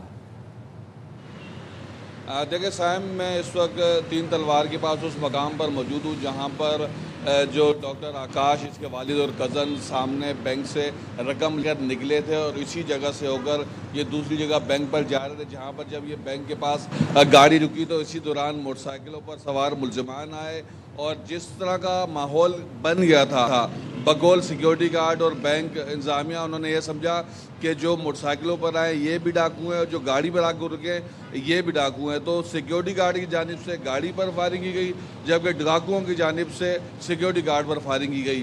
اسی کراس فائرنگ میں ڈاکٹر آکاش کو 2 گولیاں لگی، جو 1 گولی جان لیوا ثابت ہوئی۔ جو ایس ایس پی ساؤتھ کی جانب سے فوری طور پر کرائم سین پر پہنچ کر جائزہ لیا گیا، کرائم سین یونٹ بھی یہاں پر پہنچا، 30 بور کا ایک سکہ یہاں سے ملا، جس پہ یہ بات پتہ چلتی ہے کہ جو گولی ڈاکٹر آکاش کو لگی وہ 30 بور پستول سے چلائی گئی تھی، اور جو سیکیورٹی گارڈ کے پاس جو پستول تھا وہ بھی 30 بور تھا۔ لیکن جب ملزمان گرفتار ہوں گے تب پتہ چلے گا کہ انہوں کے پاس جو پستول تھا انہوں نے کون سا استعمال کیا، کیونکہ اگر 30 بور صرف سیکیورٹی گارڈ کے پاس تھا تو اندازہ لگایا جا سکتا ہے کہ ڈاکٹر آکاش کو سیکیورٹی گارڈ ہی کی گولی لگی۔ اس کے علاوہ جب اسپتال کے بعد ہم پہنچے، اے آر وائی نیوز کی ٹیم پہنچی، تو ہم نے حقیقت آمیز مناظر دیکھے، کافی غم و غصہ میں پایا جا رہا تھا۔ ایک اعلیٰ تعلیم یافتہ نوجوان دن دہاڑے دوپہر 12 بجے کا واقعہ تھا، ڈاکوؤں کی گولی کی بھینٹ چڑھ گیا اور کراس فائرنگ کیا۔ اس کے بعد رات گئے تک یہاں پر احتجاج ہوتا رہا، میرے عقب میں سڑک بند رہی، جس کے بعد پولیس نے یقین دہانی دلائی، میئر کراچی یہاں پر پہنچے اور پھر احتجاج ختم کیا گیا۔ پولیس نے یہ بتایا تھا کہ اس واردات میں 2 موٹر سائیکلوں پر 4 ملزمان آئے تھے، ان کی جانب سے واردات کی جا رہی تھی، لیکن ہمارے ذرائع کا یہ کہنا ہے کہ اس میں 4 نہیں بلکہ 7 کے قریب ملزمان تھے، اور مبینہ طور پر ایک گاڑی بھی تھی، اور ہمارے مصدقہ ذرائع کا یہ بھی کہنا ہے کہ اس واردات میں ایک جو گاڑی میں ایک خاتون بھی موجود تھی، اور اس حوالے سے پولیس کو اہم لیڈ بھی ملی ہے اور بتایا جا رہا ہے کہ جلد اس کیس میں اہم کامیابی پولیس کو آپ نے کہا لیڈ بھی ملی ہے، اور اس کیس کو پولیس یہ دعویٰ کر رہی ہے کہ جلد ہی اس میں مزید، لیکن سوال یہاں پر ایک یہی ہے، وہ یہ ہے کہ سی سی ٹی وی کیمرہ سے یہ تو پتہ چل جاتا ہے واردات کیسے ہوئی، لیکن اس سے یہ ملزمان پکڑے کیوں نہیں جاتے، ٹریس کیوں نہیں ہو جاتے، یہ ایک اہم سوال ہے۔ نذیر سے اور بھی بہت سی معلومات لیں گے، نذیر آپ ہمارے ساتھ رہے گا، مختصر بریک کے بعد حاضر ہوں گے، اسٹے ود اس۔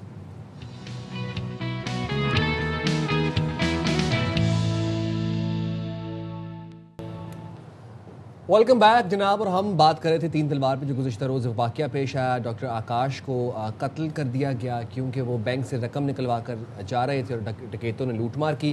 نمائندے خصوصی نذیر شاہ میں اس واقعے کی تفصیلات سے آگاہ کر رہے تھے۔ نذیر، جاننا میں آپ سے یہ چاہ رہا ہوں کہ متعدد بار ڈی آئی جیز آئی جیز ہمارے پروگرام میں آئے اور ہمیں بارہا یقین دہانی کروا گئی کہ سیف سٹی کی طرز پہ کراچی میں بھی کیمرے آ رہے ہیں، ایگزٹ پہ آ رہے ہیں کیمرے اور انٹرنس پہ آ رہے ہیں، لیکن جس جگہ کی اب یہ ساری فوٹیج ہمارے سامنے آ رہی ہے اس جگہ پر تو آلریڈی کیمریز ہیں اور بے تحاشا کیمراز ہیں، تو کیا ان کیمراز کا مقصد صرف ای چالانس تک محدود ہے؟ ان سے ٹریک اینڈ ٹریس نہیں کیا جا سکتا تھا ملزمان کو؟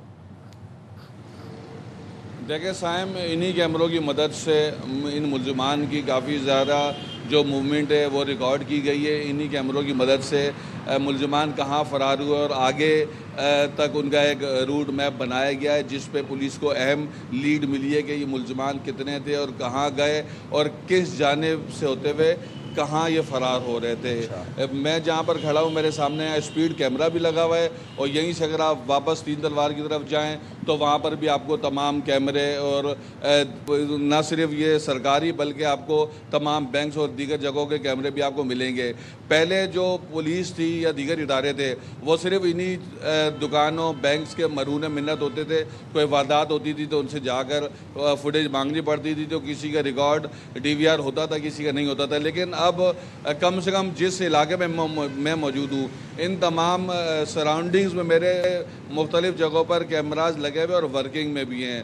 تو جیسے میں نے آپ کو کہا تھا اس کیس میں بھی پولیس کو اہم لیڈ ملی اور اہم کامیابی کا بھی امکان ہے۔ اس کے علاوہ اس میں رواں سال جیسے ہم نے اب تک دیکھا کہ 42 افراد 42 شہری اب تک ڈکیتی مزاحمت کے دوران اپنی قیمتی جانوں سے ہاتھ دھو بیٹھے ہیں۔ 35,000 36,000 سے زائد اب تک کرائم کی وارداتیں ہو چکی ہیں۔ شہریوں کی جان و مال کا تحفظ پولیس کے لیے مشکل تر بنتا جا رہا ہے۔ ہم یہ ضرور کہیں گے کہ کرائم ود وائلنس کم ہوا ہے۔ ہاں نذیر، پولیس تو دعویٰ ہی کر رہی ہے نا کہ وائلنس کم ہوا ہے۔ جی جی، تو یہ کیا یہ اس کو ریفلیکٹ دیکھیں وہ وائلنس میں بتا رہا ہوں نا کیا ہے۔ کرائم ود وائلنس کہتے ہیں کہ آپ کسی ڈکیتی کے دوران کسی شخص کو جان سے مار دو، تو اس میں ہم بھی کہہ رہے ہیں کہ ماضی کی اگر ہم تعداد دیکھیں تو اس میں واقعی کمی واقع ہوئی ہے، لیکن جرائم کی وارداتیں ماضی مقابلے میں ڈبل کی حد تک جا چکی ہیں. ماضی میں وارداتیں کم ہوتی تھی لیکن جو کرائم ود وائلنس تھا وہ بھی بڑھا ہوا تھا. ایک سال میں 100 150 لوگ اپنی جانوں سے ہاتھ دھو بیٹھتے تھے ڈکیتی کی دوران مزاحمت پہ. اب یقینی طور پر اگر ان وارداتوں میں کمی آئی ہے یہ خوش آئند ہے تو یہ بھی تشویش کا باعث ہے کہ ہر دوسرے روز کراچی میں لوگ جگہ جگہ لٹ رہے ہوتے ہیں. اگر مرتے نہیں ہیں تو زخمی ہو رہے ہوتے ہیں. ان کی جان اگر محفوظ ہے تو مال ان کا جا رہا ہے. تو اس طرح کی سچویشن کا سامنا کراچی کے شہریوں کو کرنا پڑتا ہے. آپ اپنا موبائل فون لے کر اپنے گھر کے کونے پر نہیں بیٹھ سکتے.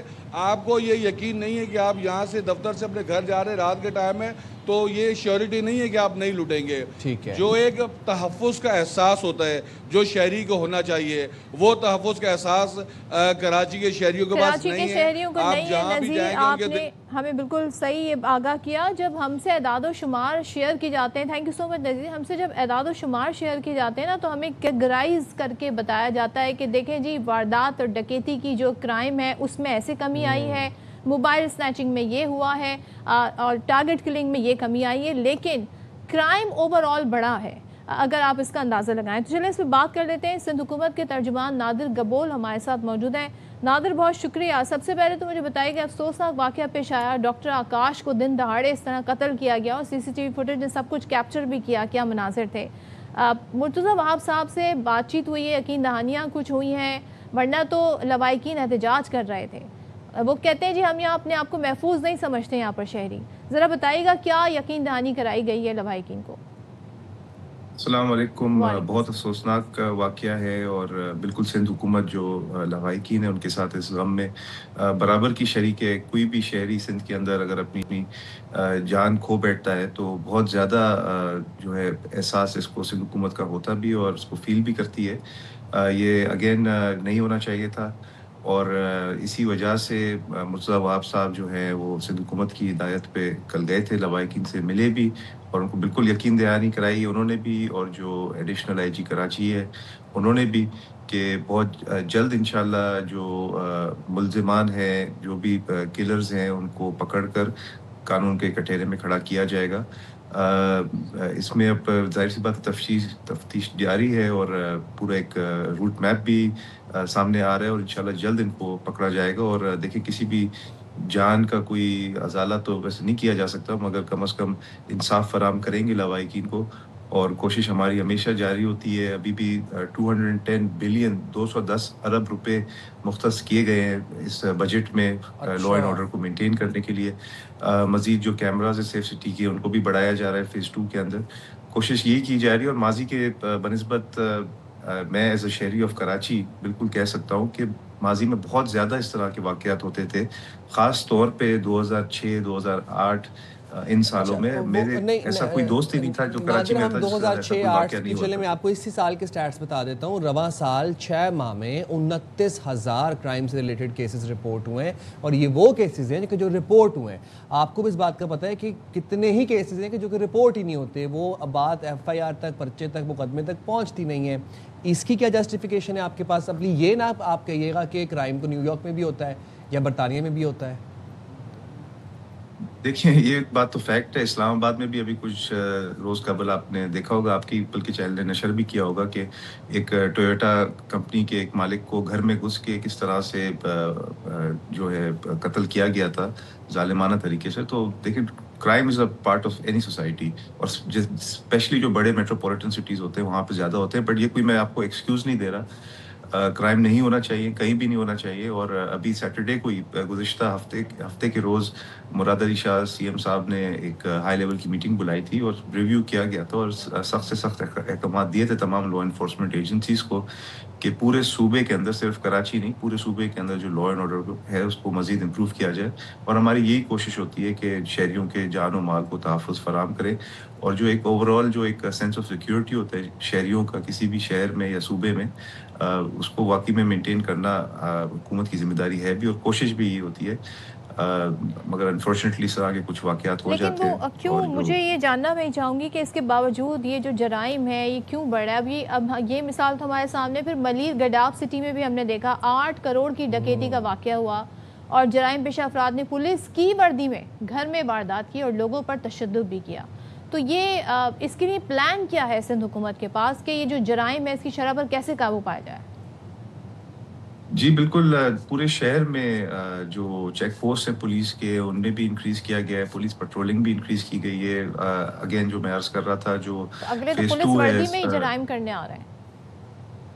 انفارچونیٹ واقعہ ہے، نہیں ہونا چاہیے تھا، پر ایک سیڈ ریالٹی ہے کسی بھی شہر کا، سوسائٹی کا. یہ نیو یارک میں آج کا میں نے نیوز پڑھا ہے صبح کہ ٹائم سکوائر میں کس طرح سے ایک 17 سال کے نوجوان لڑکے نے بیچ ٹائم سکوائر میں اوپن فائرنگ کی، پولیس والوں پہ بھی اوپن فائرنگ کی. یہ چیزیں انفارچونیٹلی ہوتی ہیں، سیڈ ریالٹی ہے. ہر حکومت کی کوشش ہوتی ہے کہ اس کے اندر کمی لائے. 2300 کیمراز انشاءاللہ ابھی فیز 2 میں انسٹال کیے جائیں گے، اور اوور آل جو سیف سٹی پروجیکٹ ہے اس میں تقریباً 13,000 پلس کیمراز لگیں گے. اور کوشش یہ کی جا رہی ہے کہ یہ جو کیمراز ہیں ان کی مدد سے ڈیٹرنس بھی کریٹ کی جائے، اور اگر خدا نخواستہ کوئی واقعہ پیش آئے تو پھر اس ملزم یا اس مجرم تک فوری طور پہ پہنچا جائے اور اس کو پھر اسی طرح سے پروسیکیوٹ بھی کیا جائے. اور ظاہر ہے جب کہتے ہیں نا صوبے میں شہر میں امن ہوگا تو مزید ترقی بھی کرے گا. میں یہاں پر آپ کے سامنے شرجیل میمن صاحب نے جو ایک بڑی امپورٹنٹ بات کی وہ رکھنا چاہتی ہوں، اس کے تناظر میں پھر ہم بات کریں گے. وہ یہ کہتے ہیں کہ حکومت کی پالیسیوں سے صوبہ معاشی گیٹ وے بن گیا ہے اور جاری میگا منصوبے جدید انفراسٹرکچر کی بنیاد رکھیں گے، جبکہ حکومت کی کوششوں سے صوبہ جدید اور خوشحال بننے جا رہا ہے. یہ دعویٰ ہے. دوسری طرف کرائم ریٹ یہ ہے، اور پھر ہم بہت ساری جب وجوہات تلاش کرتے ہیں نا کہ کیوں ٹریفک جیم میں اکثر و بیشتر موبائل سنیچنگ ہوتی ہے، یہ جو سڑکوں کا حال ہے اس کی وجہ سے بھی یہ جو کرمنلز ہیں ان کو موقع مل جاتا ہے وارداتیں کرنے کا. اور سیف سٹی کے دعوے کیے جاتے رہے، لیکن ہم یہ دیکھ رہے ہیں سیف سٹی تو کیا، یہاں پر تو ہم دیکھ رہے ہیں لوگوں کے سی سی ٹی وی فوٹیجز آ جاتی ہیں، ملزمان اس طرح نہیں پکڑے جاتے. پروسیکیوشن کا ہم دیکھتے ہیں عملہ جو ہے وہ اس طریقے سے نہ دعوے کر پاتا ہے، نہ کیس اس طریقے سے سٹرونگ بنا پاتا ہے. جی بالکل، بہت زیادہ کوتاہیاں اسپیشلی جو جوڈیشل پروسیس ہے اس کے اندر پائی جاتی ہیں due to lack of evidence یا لیک آف وٹنسز. حکومت کی کوشش ہمیشہ یہی ہوتی کہ کیس مضبوط سے مضبوط بنایا جائے، اور جو پروسیکیوٹر ہوتے ہیں وہ تو ظاہر سی بات ہے کوشش کرتے ہیں کہ جو انصاف ہے وہ موصول ہو جو افیکٹڈ لوگ ہوتے ہیں ان کو. مگر انفارچونیٹلی یہی دیکھا جاتا ہے کہ delays in the judicial process کی وجہ سے بہت زیادہ رعایت مل جاتی ہے ملزمان کو. اور ایک دفعہ اگر وہ کوشش ہماری یہی ہوتی ہے کہ اگر وہ پکڑے جائیں تو ان کو اسی طرح سے سزا بھی ملے. It's part of the system. Unfortunately اس کو مزید اس میں امپروومنٹس کی ضرورت ہے اور ہماری کوشش جاری ہے. نادر ابھی آپ نے ذکر کیا اسلام آباد کے ایک واقعے کا، میں بھی آپ کو ایک واقعہ یاد کروا دوں. پچھلے ہفتے کا واقعہ آپ کی نظر سے گزری ہوگی یہ سٹوری کیپٹن صاحب کی، اور اس پورے کیس کے اندر سیف سٹی کیمراز کی مدد سے بر وقت کارروائی کی گئی اور وہاں پہ سارا ٹریس کیا گیا، ٹریک کیا گیا، اور پھر اس کے بعد ملزمان کو دھرا گیا. جاننا میں آپ سے یہ چاہ رہا ہوں کہ لاہور میں بھی سیف سٹیز کی مدد لی جاتی ہے، ہم دیکھتے ہیں اسلام آباد میں وہاں پر بھی لی جاتی ہے. کراچی میں جب سیف سٹی کے کیمراز کی طرز کے اوپر کیمراز لگے جو کہ ای چالانز کے لیے بڑے مددگار ثابت ہو رہے تھے، ان کیمراز نے لگتے کے ساتھ ہی ہفتے کے اندر کروڑوں کے چالانز کیے، اور وہ کیے چالانز وہ ہمارے پاس، ہم نے رپورٹ بھی کیا، اس پہ آپ سے بھی بات کی. کیا وہ کیمراز جو ہیں وہ بس سپیڈ چیکنگ کر سکتے ہیں؟ کیا وہ کیمراز صرف یہ دیکھ سکتے ہیں کہ موٹر بائک سوار نے ہیلمٹ پہنا ہے یا نہیں پہنا؟ وہ کسی واردات میں مددگار نہیں ثابت ہو سکتے؟ وہ کیمراز کسی واردات کے بعد ٹریک اینڈ ٹریس میں مددگار نہیں ثابت ہو سکتے؟ فٹ پرنٹس نہیں دیکھ سکتے؟ ظاہر ہے جس نے واردات کی ہے وہ گاڑی میں بیٹھ کے کہیں سے تو شہر سے نکلے گا، ایگزٹ تو ہوگا، کسی اور جگہ پر انٹر تو ہوگا. یہاں پہ یہ لوپ ہول کیوں آ رہا ہے یہ جو کیمراز ہیں ان کے اندر؟ دیکھیں زیادہ تر یہ جو کیمراز ہیں یہ مین شاہراہوں پہ ہیں، اور یہ جو مجرم یا ملزم ہوتے ہیں تین تلوار تو مین شاہراہ ہے، تو یہیں پر تو سارے کیمراز لگے ہیں. سب سے پہلے میں وہی عرض کر رہا تھا کہ زیادہ تر جو سیف سٹی کی کیمراز ہیں یہ مین شاہراہوں پہ اس وقت موجود ہیں. یہ جو مجرم ہوتے ہیں یہ اکثر کیا کرتے ہیں کہ واردات کے بعد ایسا روٹ اختیار کرتے ہیں، کیونکہ ظاہر سی بات ہے انہوں نے ریکی پہلے کی ہوتی ہے، پورا ایک اپنا میپ بنایا ہوتا ہے، اور ان کے زیادہ تر جو ان کے جو رہائش گاہ ہوتی ہیں وہ بھی ایسے گنجان گلیوں میں ہوتی ہیں، ایسی آبادی میں ہوتی ہیں جہاں پہ کیمرہ نہیں ہوتا. مگر الحمدللہ پاکستان اور سندھ کی اسپیشلی پولیس وہ بہت زیادہ افیکٹو اس لیے بھی ہے کیونکہ وہ کسی نہ کسی طرح علاقے، محلے، بیکری، کسی دودھ کی دکان، اس کا بھی کیمرہ کو ایکسیس کر لیتے ہیں، اور اس کیمرہ کی مدد سے پھر ایونچولی پہنچ جاتے ہیں. یہ پرابلم باہر یہ تو زیادہ جو ہمارے ویسٹرن کنٹریز ان میں یہ زیادہ شکایات آتی ہیں کہ ان کو کورٹ کا آرڈر لینا پڑتا ہے, پھر کسی پرائیویٹ یا پرسنل کیمرہ کو ایکسیس کر سکتے ہیں, مگر ہماری جو پولیس ہے الحمدللہ اس معاملے میں تو بڑی ایفیکٹو نادر ہماری دعا ہے. اس دعا کے ساتھ ہم اس کانورسیشن کو وائنڈ اپ کریں گے کہ سندھ پولیس جو ہے وہ دودھ دہی اور گوشت کی دکانوں کے کیمراز سے مدد لینے کی بجائے جو اپنے کیمراز ہیں ہمارے جو سیف سٹی کی طرز پہ لگائے گئے ہیں ان سے مدد حاصل کرے اور پروفیشنل مدد حاصل کرے. جی بالکل, کیمراز انکریز ہو رہے ہیں اور انشاءاللہ جب 13,000 کیمراز پورے شہر میں لگ جائیں گے تو پھر یہ گلی اور بالکل اسٹریٹ کارنرز تک بھی انشاءاللہ ہمارا گورنمنٹ کے کیمراز کا ایکسیس پہنچ جائے گا انشاءاللہ. ٹھیک ہے, بہت شکریہ Nadir. Thank you so much Nadir. Let's see 13,000 کیمرے کب جا کر لگتے ہیں, لیٹس سی. اچھا, یہاں پر ہم بات کرنا چاہیں گے ذرا پاکستان تحریک انصاف اور مسلم لیگ نون. ویسے تو ہمیشہ سے ہم نے دیکھا ہے کہ ایک دوسرے کے خلاف بیانات ان کے آتے رہتے ہیں. اس بار خیبر پختونخوا کے وزیر اطلاعات ہیں شفیع جان, انہوں نے وزیر اعلیٰ پنجاب پر الزام لگا دیا ہے. الزام بھی چھوٹا موٹا نہیں, رشوت کا الزام لگایا ہے. کہتے ہیں پنجاب سے گندم کی ترسیل تاحال بند ہے. گندم اور آٹے کے لیے وفاق کو 15 سے زائد مراسلے بھیجے لیکن مسئلہ حل نہیں ہوا. شفیع جان آگے یہ کہتے ہیں کہ پنجاب کی چیک پوسٹوں پر ڈیلر سے رشوت وصول کی جاتی ہے اور یہ رقم وزیر اعلیٰ ہاؤس تک پہنچائی جاتی ہے. اب ذرا سن لیتے ہیں کہ شفیع جان کیا کہہ رہے ہیں. پختونخوا میں پنجاب کی طرف سے گندم کی ترسیل کو روکا ہوا ہے, تو ابھی بھی چیک پوسٹ موجود ہے جہاں بھی بارڈر ایریا ملتا ہے خیبر پختونخوا اور پنجاب کا. ابھی بھی وہاں پہ آٹے کی ترسیل کا مسئلہ بنا ہوا ہے. لاکھوں روپے لیے جاتے ہیں ان چیک پوسٹوں پہ اور وہ لاکھوں روپے پولیس سے لے کے سی ایم پنجاب کے ہاؤس تک پہنچتے ہیں. پولیس بھی پنجاب کی انوالو ہے, کیبنٹ بھی انوالو ہے اور ان کی سی ایم بھی انوالو ہے. اچھا, یہ بہت بڑا ایک الزام ہے اور آئی ہوپ اینڈ آئی پرے کہ شفیع جان صاحب کے پاس اس کی کریڈیبل سورسز ہونے چاہیے کہ کہاں سے انہوں نے یہ خبر نکلوائی ہے کہ وہ جو رشوت کے پیسے ہیں وہ پھر وزیر اعلیٰ ہاؤس سی ایم ہاؤس جاتے ہیں. اور انہوں نے ڈائریکٹلی یہ بات کی ہے آؤٹ رائٹلی کہ سی ایم جو ہیں وہ اس سارے معاملے کے اندر وہ انوالوڈ ہیں ہر سیلف. یہ اس چیز کے اوپر جو ہے نا وہ کسی کوئی بیس کے اوپر یہ بات ہونی چاہیے. ظاہر سی بات ہے کوئی سیاسی بیان تو نہیں ہے, ایک بہت بڑا ایک الزام لگایا گیا ہے ایک حاضر سروس وزیر اعلیٰ کے اوپر. وہی بات آپ کی سائن کہ اس کے ثبوت ہوں گے, اگر ان کے پاس نہیں تو پھر اگر یہ صرف بیانات ہیں تو یہ بھی بڑی ایک تشویشناک بات ہے کہ اس طریقے سے سیاست میں ہم دیکھ رہے ہیں بیانات اور الزامات کا سلسلہ چلتا ہے. لیکن یہاں پر صرف مراسلے ایک کے حوالے سے بھی بات کروں کہ وہ ایک اور ایشو ہے خیبر پختونخوا, اور وہ ہے جی پنجاب سے گندم کی ترسیل ہوتی ہے کے پی کو. ایک انہوں نے مخصوص کوٹا ہے جو فی الحال بند ہے, جس کے حوالے سے آن ریکارڈ بھی ہیں.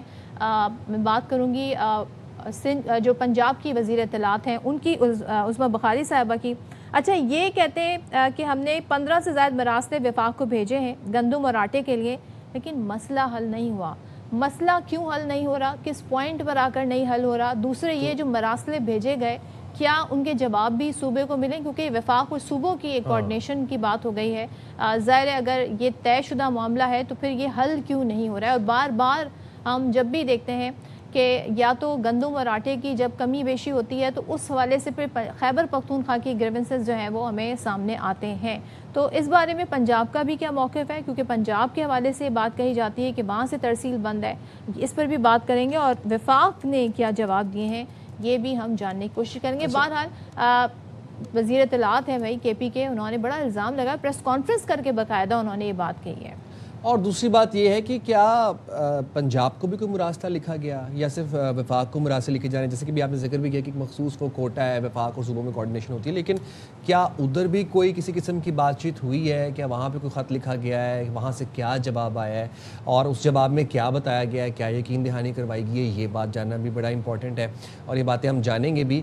لیکن ابھی آگے بڑھتے ہیں اور آپ کو بتاتے ہیں ذرا جناب کہ ہو کیا رہا ہے. کہ اب ذرا یہ دیکھیں آپ کہ جناب لاہور سے, پنجاب سے یہ ہمارے پاس خبر ہے اور وہ یہ خبر ہے کہ پولٹری فارمز میں کیا ہو رہا ہے جناب, یہ جاننے کے لیے جانا بڑا امپورٹنٹ ہے.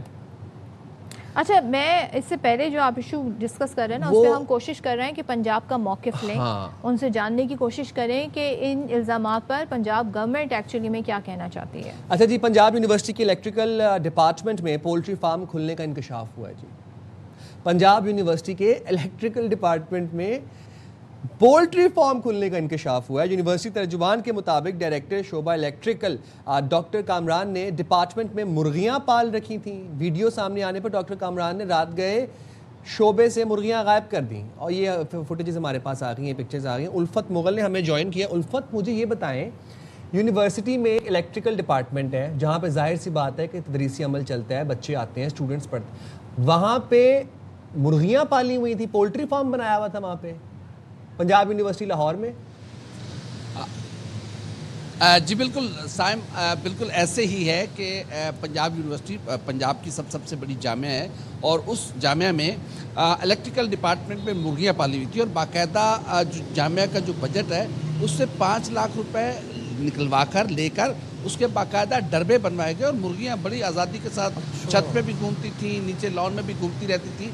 طلبہ نے شکایت کی, کیونکہ طلبہ جو لائبریری جاتے تھے طلبہ, تو ان کو کافی گھوم کے جانا پڑتا تھا, کیونکہ راستے میں مرغیوں کا ڈربہ بن گیا تھا. اور ڈاکٹر کامران صاحب کو مرغیاں رکھنا بڑا اچھا لگتا تھا, ان کو پسند تھی مرغیاں رکھنا. تو جب طلبہ نے شکایت کی, یہ خبر باہر آئی, تو پھر اس کے بعد یہ مرغیاں رات کے ہٹوا دی گئی ہیں. ڈاکٹر کامران کا کہنا ہے کہ یہ مرغیاں تو انہوں نے انوائرمنٹ کو اور ذرا ماحول کو بہتر اور خوبصورت بنانے کے لیے رکھی تھی, طلبہ کے بیٹھنے کے لیے الگ سے جگہ بنا دی گئی تھی. لیکن ابھی پنجاب یونیورسٹی نے ڈاکٹر کامران سے اس کا جواب طلب کر لیا ہے. ظاہر ہے جس یونیورسٹی نے ان کو 5 لاکھ روپے کا بجٹ دیا, وہی یونیورسٹی اب ان سے جواب طلب کرے گی. تو جواب جیسا ہوگا وہ تو پتہ ہے, لیکن اس طرح کی چیزیں سامنے آنے سے یقیناً جو یونیورسٹی انتظامیہ ہے وہ جواب دہی ہے. الفت, میں آپ کی بات آپ یہ کہنا چاہ رہے ہیں کہ ڈائریکٹر صاحب نے یونیورسٹی سے 5 لاکھ روپے کا بجٹ منظور کروایا اور وہ 5 لاکھ مرغیوں پہ لگا دیے. جی بالکل ایسے ہی ہے. 5 لاکھ مرغیوں کی اس میں فیڈ بھی شامل ہے, اس میں مرغیوں کے ڈربے بھی شامل ہیں. ظاہر ہے مرغیوں کو کہیں رات کو انہوں نے آرام بھی کرنا تھا, مختلف چیزوں سے بھی ان کو سیف بھی رکھنا تھا کہ چوری نہ ہو جائے. کافی ساری مرغیاں تھیں, اور مختلف قسم کی مرغیاں تھیں. فینسی نسل کی مرغیاں تھیں, آرگینک اس کے اندر دی جاتی تھی, دیسی مرغیاں, انڈے دینے والی مرغیاں تھیں, دیسی تھیں, ولایتی مرغیاں تھیں, کوئی فینسی نسل کی مرغیاں تھیں, مختلف اقسام کی اس میں مرغیاں تھیں. اس میں ظاہر ہے دیسی, ان کو آرگینک, جس طرح کی وہ انوائرمنٹ میں رہتی ہے تو وہاں تو ان کو دوسری فیڈ تو نہیں دی جاتی, ان کو آرگینک ان کو دن میں چھوڑ دیا جاتا تھا. وہ لان میں گھومتی تھی, جہاں طلبہ نے بیٹھ کے پڑھنا ہوتا تھا وہاں مرغیاں گھوم رہی ہوتی تھیں. تو ایک الگ ہی انوائرمنٹ بنایا ہوا تھا الیکٹریکل ڈپارٹمنٹ میں.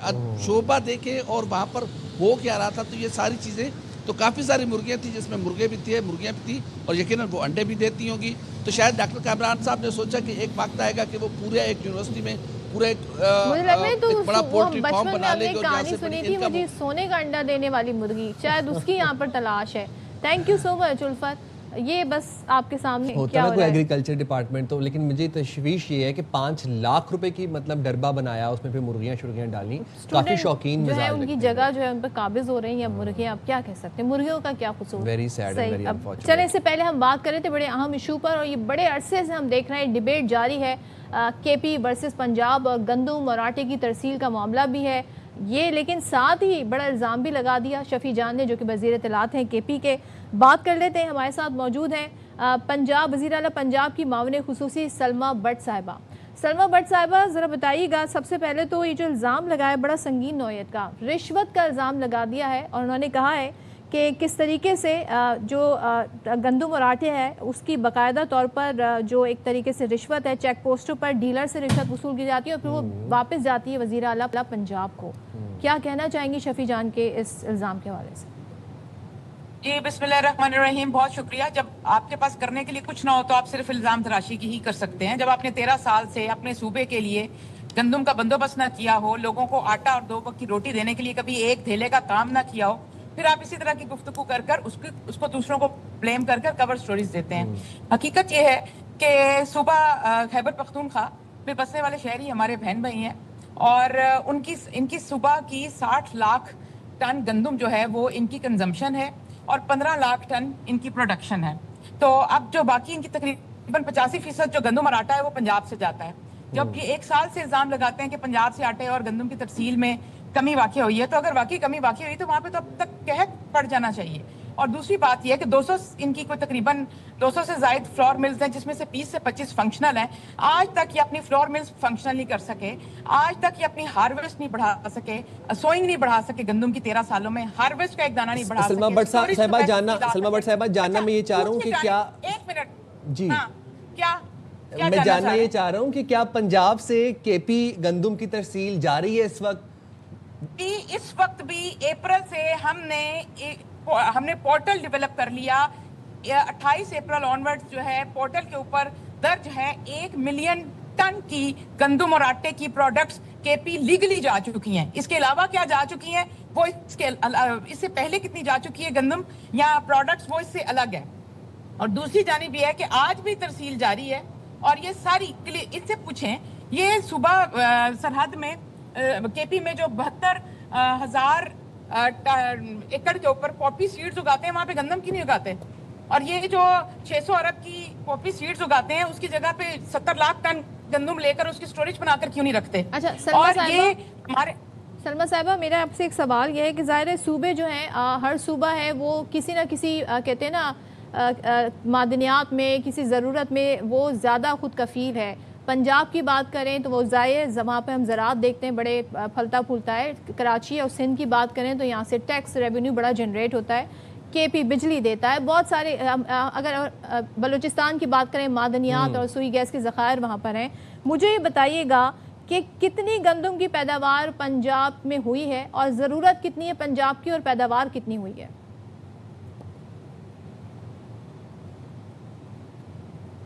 जी सलमा भट्ट साहिबा, जी सलमा भट्ट साहिबा आप सुन सकती हैं? नहीं, वो नहीं सुन सकती क्योंकि वो ट्रैवल कर रही हैं और जाहिर सी बात है कि ट्रैवलिंग के बीच में हम उनको रिकनेक्ट करने की कोशिश करेंगे, दोबारा उनसे रब्ता करने की कोशिश करेंगे और हम चाहते हैं कि इस चीज़ के ऊपर क्लैरिटी हो, हमारे व्यूवर्स को भी मिले और बाकी सबको भी मिले। हम छोटी सी ब्रेक लेंगे, हाजिर होंगे ब्रेक के बाद। Stay there with us.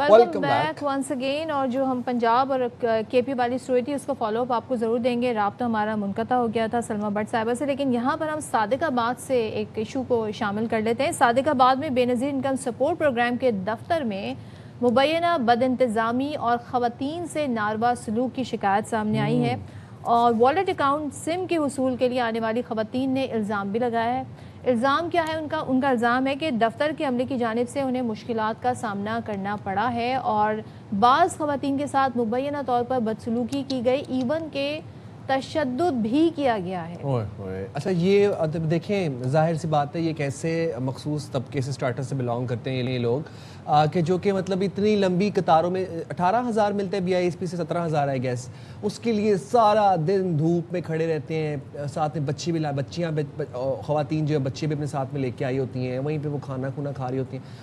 ऐसे माहौल में, ऐसी मुश्किल सिचुएशन के अंदर उन पे अगर तशद्दुद किया जाए, हाथापाई की जाए और वो भी मर्द अहलकार अगर उन औरतों को धक्कम पे, ये देखें, ये आप फुटेज देख रहे हैं, ये शदीद मैं कहता हूँ ज़्यादती है और इंसानियत सोज़ वाक़या है। स्टाफ जो है वो ट्रेन नहीं है कि कैसे डील करना है। हो सकता है वहाँ पे बहुत ज़्यादा ख़वातीन का रश हो, लेकिन यहाँ पर फीमेल स्टाफ होना चाहिए। जब बेनज़ीर इनकम सपोर्ट में ख़वातीन को ही ये पैसे दिए जा रहे हैं तो वहाँ पर ये लाजमी है कि वहाँ पर फीमेल स्टाफ हो और वो भी ट्रेन हो कि कैसे आपने इन लोगों की इज्जत को मजरू नहीं करना है। ये लोग आप देखिए, अगर आप इन्हें पैसे दे रहे हैं तो ये डिज़र्विंग कैंडिडेट हैं आपके क्राइटेरिया के मुताबिक, तो फिर इनके साथ इस तरह का सलूक नहीं होना चाहिए। लेकिन इसमें कितनी सदाकत है, वहाँ पे एक्चुअल में हुआ क्या, ये भी जानना। लेकिन जो मनाज़र हम देख रहे हैं उसमें तो ये पता चल रहा है कि एक मर्द अहलकार है जो कि ख़वातीन के ऊपर हाथ उठा रहा है। और फिर वही बात है कि ये BISP ज़ाहिर सी बात है क्राइटेरिया के थ्रू जो है वो कैंडिडेट फिट करार दिया जाता है और वो उसको फिर उसको प्रोसेस के थ्रू, ड्यू प्रोसेस के थ्रू पैसे मिलते हैं। वो कोई खैरात नहीं होती या वो कोई सदका नहीं होता या वो ऐसी कोई भीख तो नहीं होती ना। तो अब अगर इस तरह से जानवरों की तरह का सलूक किया जाएगा और भेड़ बकरियों की तरह ख़वातीन को धक्कम पेल की जाएगी तो ये तो इंतहाई गलत और इंतहाई मैं कहता हूँ कि अफसोसनाक और बहुत ये ज़्यादती है ख़वातीन के साथ। सादिकाबाद की जो इंतज़ामिया है और जो यहाँ के अमले के जो करता धरता है उन्हें इस चीज़ का नोटिस लेना चाहिए। बिकॉज़ ये देखें, ये सलूक बिल्कुल ठीक नहीं। तो वीडियो हमारे सामने आ गई और ख़वातीन ने ना सिर्फ इस बात का इल्ज़ाम लगाया है कि उनके साथ नारवा सलूक किया गया, बल्कि तशद्दुद तो हमें दिख रहा है किस तरीके से ख़वातीन के साथ वहाँ पर सलूक हो रहा है। तो दिस शोज़ के बहुत ज़रूरत है इस पर एक्शन लेने की। बिल्कुल ऐसे ही है, बिल्कुल ऐसे ही है।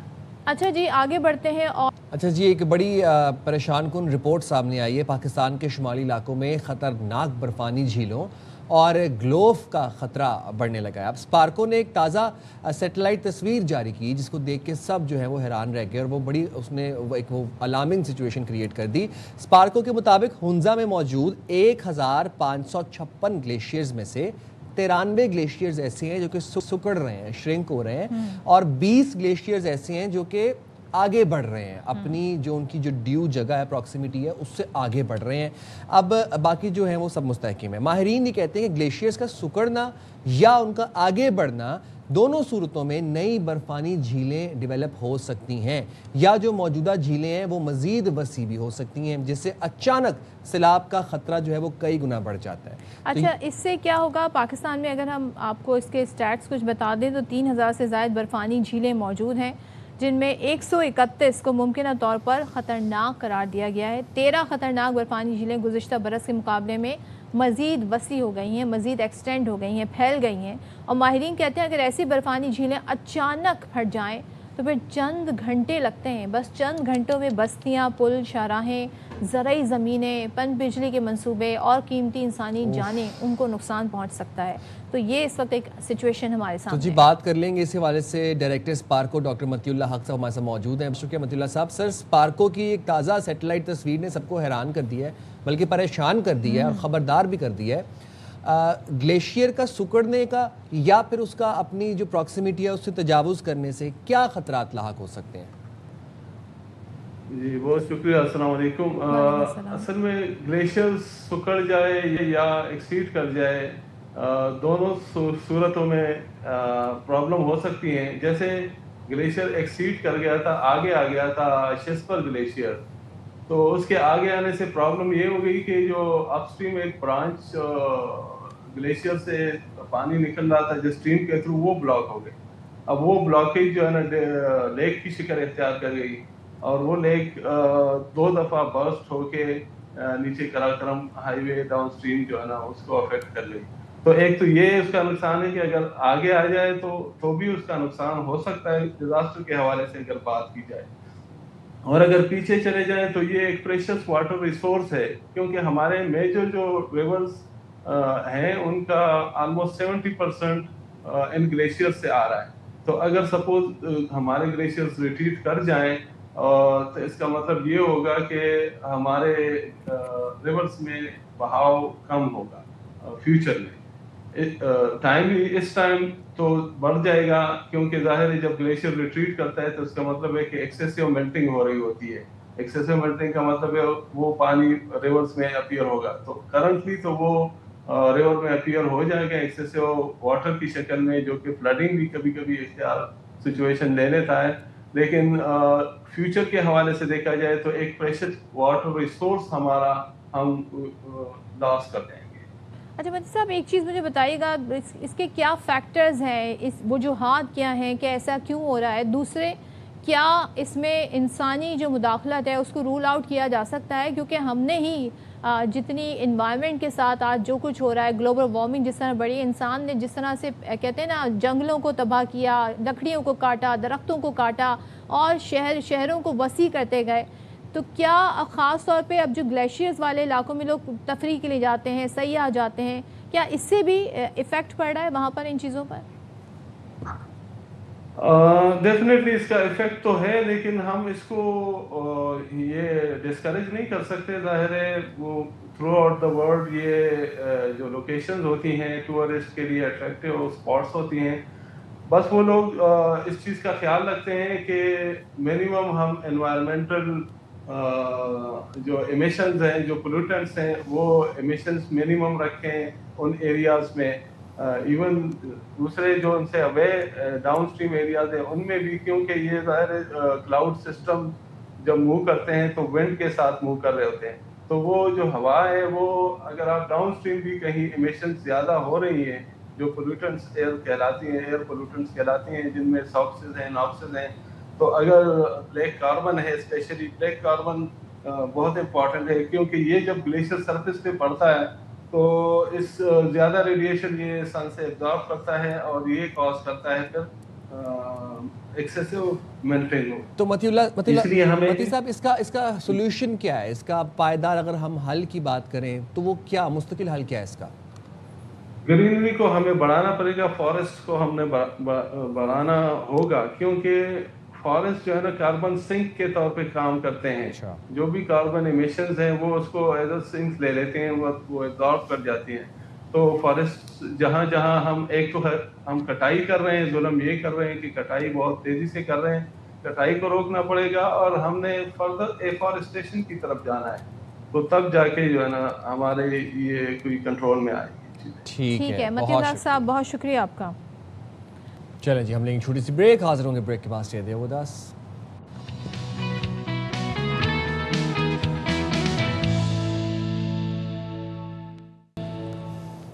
वेलकम बैक जनाब। और आपको बताएं कि पाकिस्तान में कैंसर, दिल के अमराज और दीगर जो जानलेवा बीमारियां हैं उनके इलाज में इस्तेमाल होने वाली 100 से ज़ायद ज़रूरी अद्वियात की तवील किल्लत ने मरीज़ों के लिए संगीन सूरत हाल पैदा कर दी है। ड्रैप ने 2 साल कबल 105 ज़रूरी अद्वियात की कीमतों में नजर सानी की सिफारिश की थी, लेकिन ये मामला ताहाल वफाक की मंजूरी का मुंतज़र है। अच्छा, हुआ क्या है कि दवासाज कंपनीज का मौक़िफ़ भी आपको बता देते हैं। वही कहते हैं खाम माल, तवानाई, पैकेजिंग, ट्रांसपोर्ट जो उस पर कॉस्ट आती है और रुपए की कदर में जो कमी है उसकी वजह से मौजूदा कीमतों पर इन अद्वियात की तैयारी माशी तौर पर मुमकिन नहीं रही है। सो अद्वियात की किल्लत के बायस मुताबिक कंपनीज ने इनकी पैदावार या तो कम कर दी है, मुकम्मल तौर पर बंद कर दी है, जिससे मुल्क में ज़िंदगी बचाने वाली अद्वियात की दस्तयाबी मुतासर हुई है। मुतासर अद्वियात में कैंसर की केमोथेरेपी है, दिल के दौरे, शदीद दर्द, बच्चों के अमराज, आँखों की बीमारियाँ और दीगर वैक्सीन समेत कई अद्वियात शामिल हैं। चलें जी, शामिल गुफ्तगू कर लेंगे chairman Pakistan chemist and druggist association Abdul Samad बढ़ानी साहब। बहुत शुक्रिया अब्दुल समद साहब। सर, मुल्क में कैंसर, दिल के अमराज हो गए और बहुत सी दीगर जानलेवा बीमारियाँ हैं जिनकी 100 से ज़ायद इकसाम हैं और 100 से ज़ायद अद्वियात ऐसी हैं जो किल्लत का शिकार हैं। ये कितनी अलार्मिंग सिचुएशन है? अस्सलाम वालेकुम। देखें जी, 2 तरह की दवाइयाँ हैं, एक तो एसेंशियल, एक नॉन एसेंशियल। अच्छा, नॉन एसेंशियल को तो गवर्नमेंट ने रेट दे दिया था, जो टेक केयर गवर्नमेंट आई थी उसने। एक एसेंशियल ड्रग है, वो हार्डशिप केसेस है। अच्छा, हार्डशिप केसेस हज़ारों की तादाद में गए होंगे, लेकिन उसमें से ये जो ड्रेप की प्राइसिंग कमेटी है उन्होंने 100 के करीब अद्वियात का रेट फिक्स किया है कि उन्होंने अप्रूव कर दिया। लेकिन होता ये है कि फिर ये कैबिनेट जाती है। जब ये कैबिनेट गई है तो कैबिनेट ने इसको जो है वो रिजर्व किया हुआ, अभी तक उसके खिलाफ, मतलब उसके हक में या खिलाफ कोई फैसला नहीं आया। अगर खिलाफ है तो बता दे खिलाफ है, अगर हक में है तो बता दे कि वो हक में है। तो वो 100 के करीब अद्वियात है, उसमें कैंसर की अद्वियात हैं, इंसुलिन है, शुगर की अद्वियात हैं। इसी तरह एक दूसरा केस है न्यू टाइटल ड्रग्स, जो न्यू केमिकल हैं। अच्छा, वो भी तकरीबन 45 के करीब फार्मूला हैं जो कि ड्रेप की प्राइसिंग कमेटी ने अप्रूव कर दिया है, ड्रेप ने रजिस्टर्ड कर दिया है, लेकिन वो फिर जाती है फेडरल गवर्नमेंट कैबिनेट में, तो कैबिनेट ने उसको भी अप्रूव नहीं किया। या तो वो रिजेक्ट कर दें या अप्रूव कर दें। उसमें ज़्यादातर अद्वियात हैं कैंसर की न्यू रिसर्च अद्वियात है। अच्छा, जिसका मरीज़ अगर बीमार होता है तो वो चाहता है कि मुझे दवाई चाहिए, क्योंकि गवर्नमेंट फैसला नहीं कर सक रही है, तो फिर वो क्या करते हैं कि जी स्मगल दवाई आ जाती है, बेगिस से दवाई आ जाती है। जब डॉक्टर लिखता है तो उसका तीमारदार कहता है कि मुझे दवाई चाहिए, कहीं से भी ला के दो, कैसे भी पैदा करो। तो उसमें ये होता है कि बैरून मुल्क से कभी कभी जाली भी आ जाती है, तो उसका तो पता कोई नहीं होता, क्योंकि जो स्मगल दवाई होगी वो सुपीरियस कहलाएगी, वो रियल नहीं होगी, ना वो रजिस्टर्ड है, वो छुप छुपा के मिलती है। तो जाहिर सी बात है कार्रवाइयाँ भी होती हैं। अभी कुछ दिनों पहले कराची में कार्रवाई हुई थी, उसमें कैंसर की दवाई पकड़ी भी गई है। तो बस ये हमारी तो गवर्नमेंट से अपील है कि फेडरल गवर्नमेंट से कि इसको अप्रूव करें या रिजेक्ट करें, जो भी आपको फैसला लगता है। तो आपके ख्याल में ये क्यों अभी तक फेडरल गवर्नमेंट किसी नतीजे पर नहीं पहुंच पा रही? इतना सीरियस मैटर है, और फिर आपने खुद भी बताया कि इससे एक और इशू बन रहा है। वो इशू ये है कि स्मगल्ड होकर आती हैं, उसमें से कुछ जाली भी होती हैं, फिर ज़ाहिर जो स्मगल्ड होकर आ रही हैं मार्केट में ब्लैक में बिकती होंगी। तो यहाँ तो एक इशू के बाद दूसरा इशू पैदा हो रहा है, तो क्या वजूहात है गवर्नमेंट इसको नहीं हल कर पा रही है? अच्छा, इस हवाले से हमारे जो फेडरल मिनिस्टर है मुस्तफ़ा कमाल साहब, उनसे रब्ता हुआ था, तो उन्होंने क्योंकि जाली अद्वियात के लिए तो QR कोड इम्प्लीमेंट कर दिया है, तो जो भी मरीज़ अगर दवाई लेगा वो ऐप पे डालेगा तो उसे पता लग जाएगा ये असली है या नकली है, उसका प्राइस का भी पता लग जाएगा।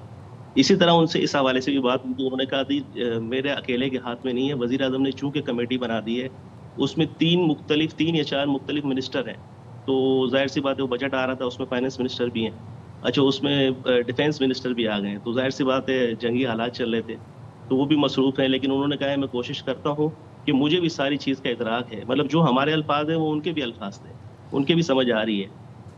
ویسے عبدالصمد صاحب یہ قلت جو پیدا ہوئی ہے آپ کو کیا لگتا ہے آپ کے اندازے کے مطابق یہ قلت جو ہے یہ واقعی ادویہ ساز کمپنیوں کی پیداوار میں کمی کے باعث پیدا ہوئی ہے یا پھر آپ کو لگتا ہے کہ سپلائی چین میں کوئی مسائل موجود ہیں؟ بہت لائف سیونگ ڈرگس ہے. جیسے ایک انجیکشن ہے ٹیٹاگان, اب وہ اینٹی ٹیٹنس انجیکشن ہے, اگر آپ کو کوئی انجری ہو جاتی ہے تو اس میں لگتا ہے. اچھا وہ ہیموگلوبن کے ہیں, انسولین کے انجیکشن ہے, ویکسین ہے, جو کہ ملٹی نیشنل کمپنیاں بند کر کے چلی گئی ہیں. اگر نیو ٹائٹل کیمیکل یہاں پہ کوئی رجسٹرڈ کر رہا ہے تو وہ کسی دوسرے ملک سے لے کر آ رہے ہیں, ہمارے یہاں وہ دوائیاں نہیں بنتی ہیں. اب ظاہر سی بات ہے کافی ٹائم ہو گیا ہے, دوسرے ملک سے کوئی اس کو لے کر آ رہا ہے تو ظاہر سی بات ہے 2 ملکوں کا ایگریمنٹ ہوتا ہے تو بڑی مشکلات ہوتی ہیں. تو ہم نے تو اپیل کی ہے مصطفیٰ کمال صاحب سے بھی, انہوں نے کہا ٹھیک ہے میں اس میٹر کو دیکھ رہا ہوں, مجھے خود بھی سمجھ آ رہی ہیں چیزیں, انہوں نے قریب سے دیکھا ہے اس چیز کو. تو ادویات کی شارٹیج مطلب یہ عام ادویات نہیں ہے, یہ کینسر کی ادویات ہیں, یہ لائف سیونگ ڈرگس ہیں. بالکل آپ صحیح کہہ رہے ہیں, لائف سیونگ ڈرگز ہے, یہ مسئلہ فوری طور پہ حل ہونا چاہیے. تھینک یو سو مچ اس سارے ایشو پر بات کرنے کے لیے. تو دیکھتے ہیں جی گورنمنٹ اس حوالے سے کب فیصلہ لیتی ہے. اچھا جی, اور آج آپ کو بتا دیں کہ ہم ایک معروف شاعر کا یوم پیدائش منا رہے ہیں اور ان کا نام ہے حمایت علی صاحب.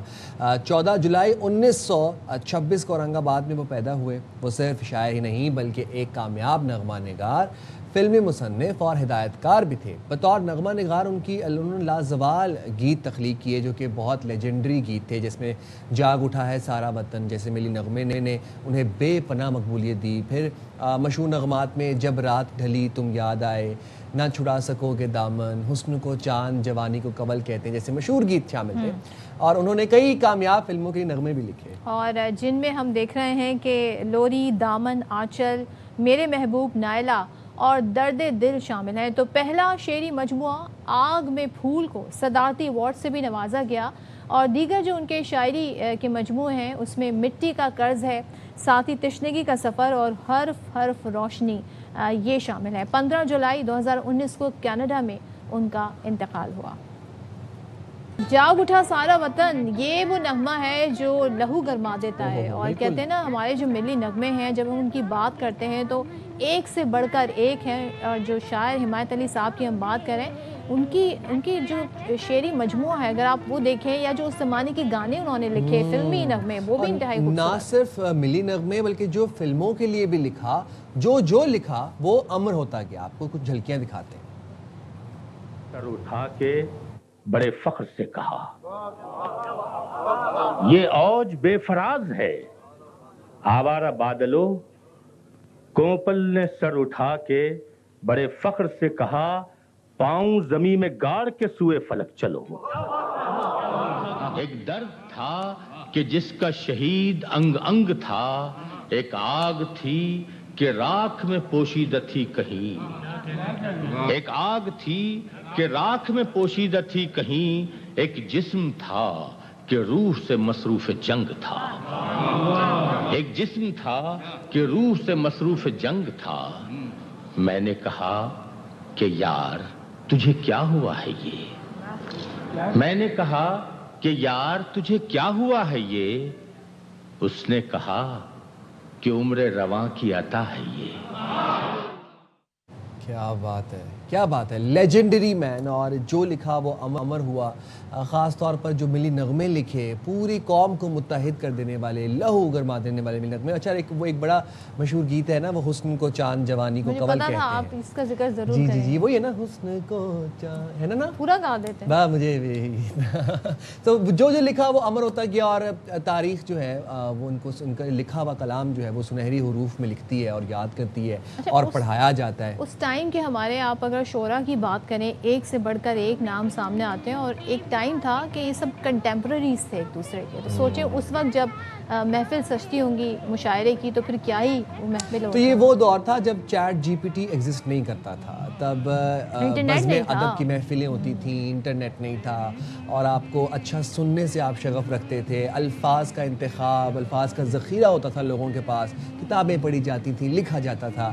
اب خیر سے جب سے چیٹ جی پی ٹی آیا تو چیزیں بہت چینج ہو گئی ہیں, ہم اپنے ایموشنز کو شیئر کر رہے ہیں. جب سے جین زی آئے تو لینگویج بھی بہت چینج ہو گئی ہے. اب بہت سارے ایسے ورڈز ہیں جو ہمیں سمجھ ہی نہیں آتے ہیں کہ وہ کیا ہوتا ہے. چلیں جی, ہمیں دیجیے اجازت, اپنا بہت زیادہ خیال رکھیے گا. آپ سے ملاقات ہوگی. اللہ حافظ. پاکستان زندہ باد.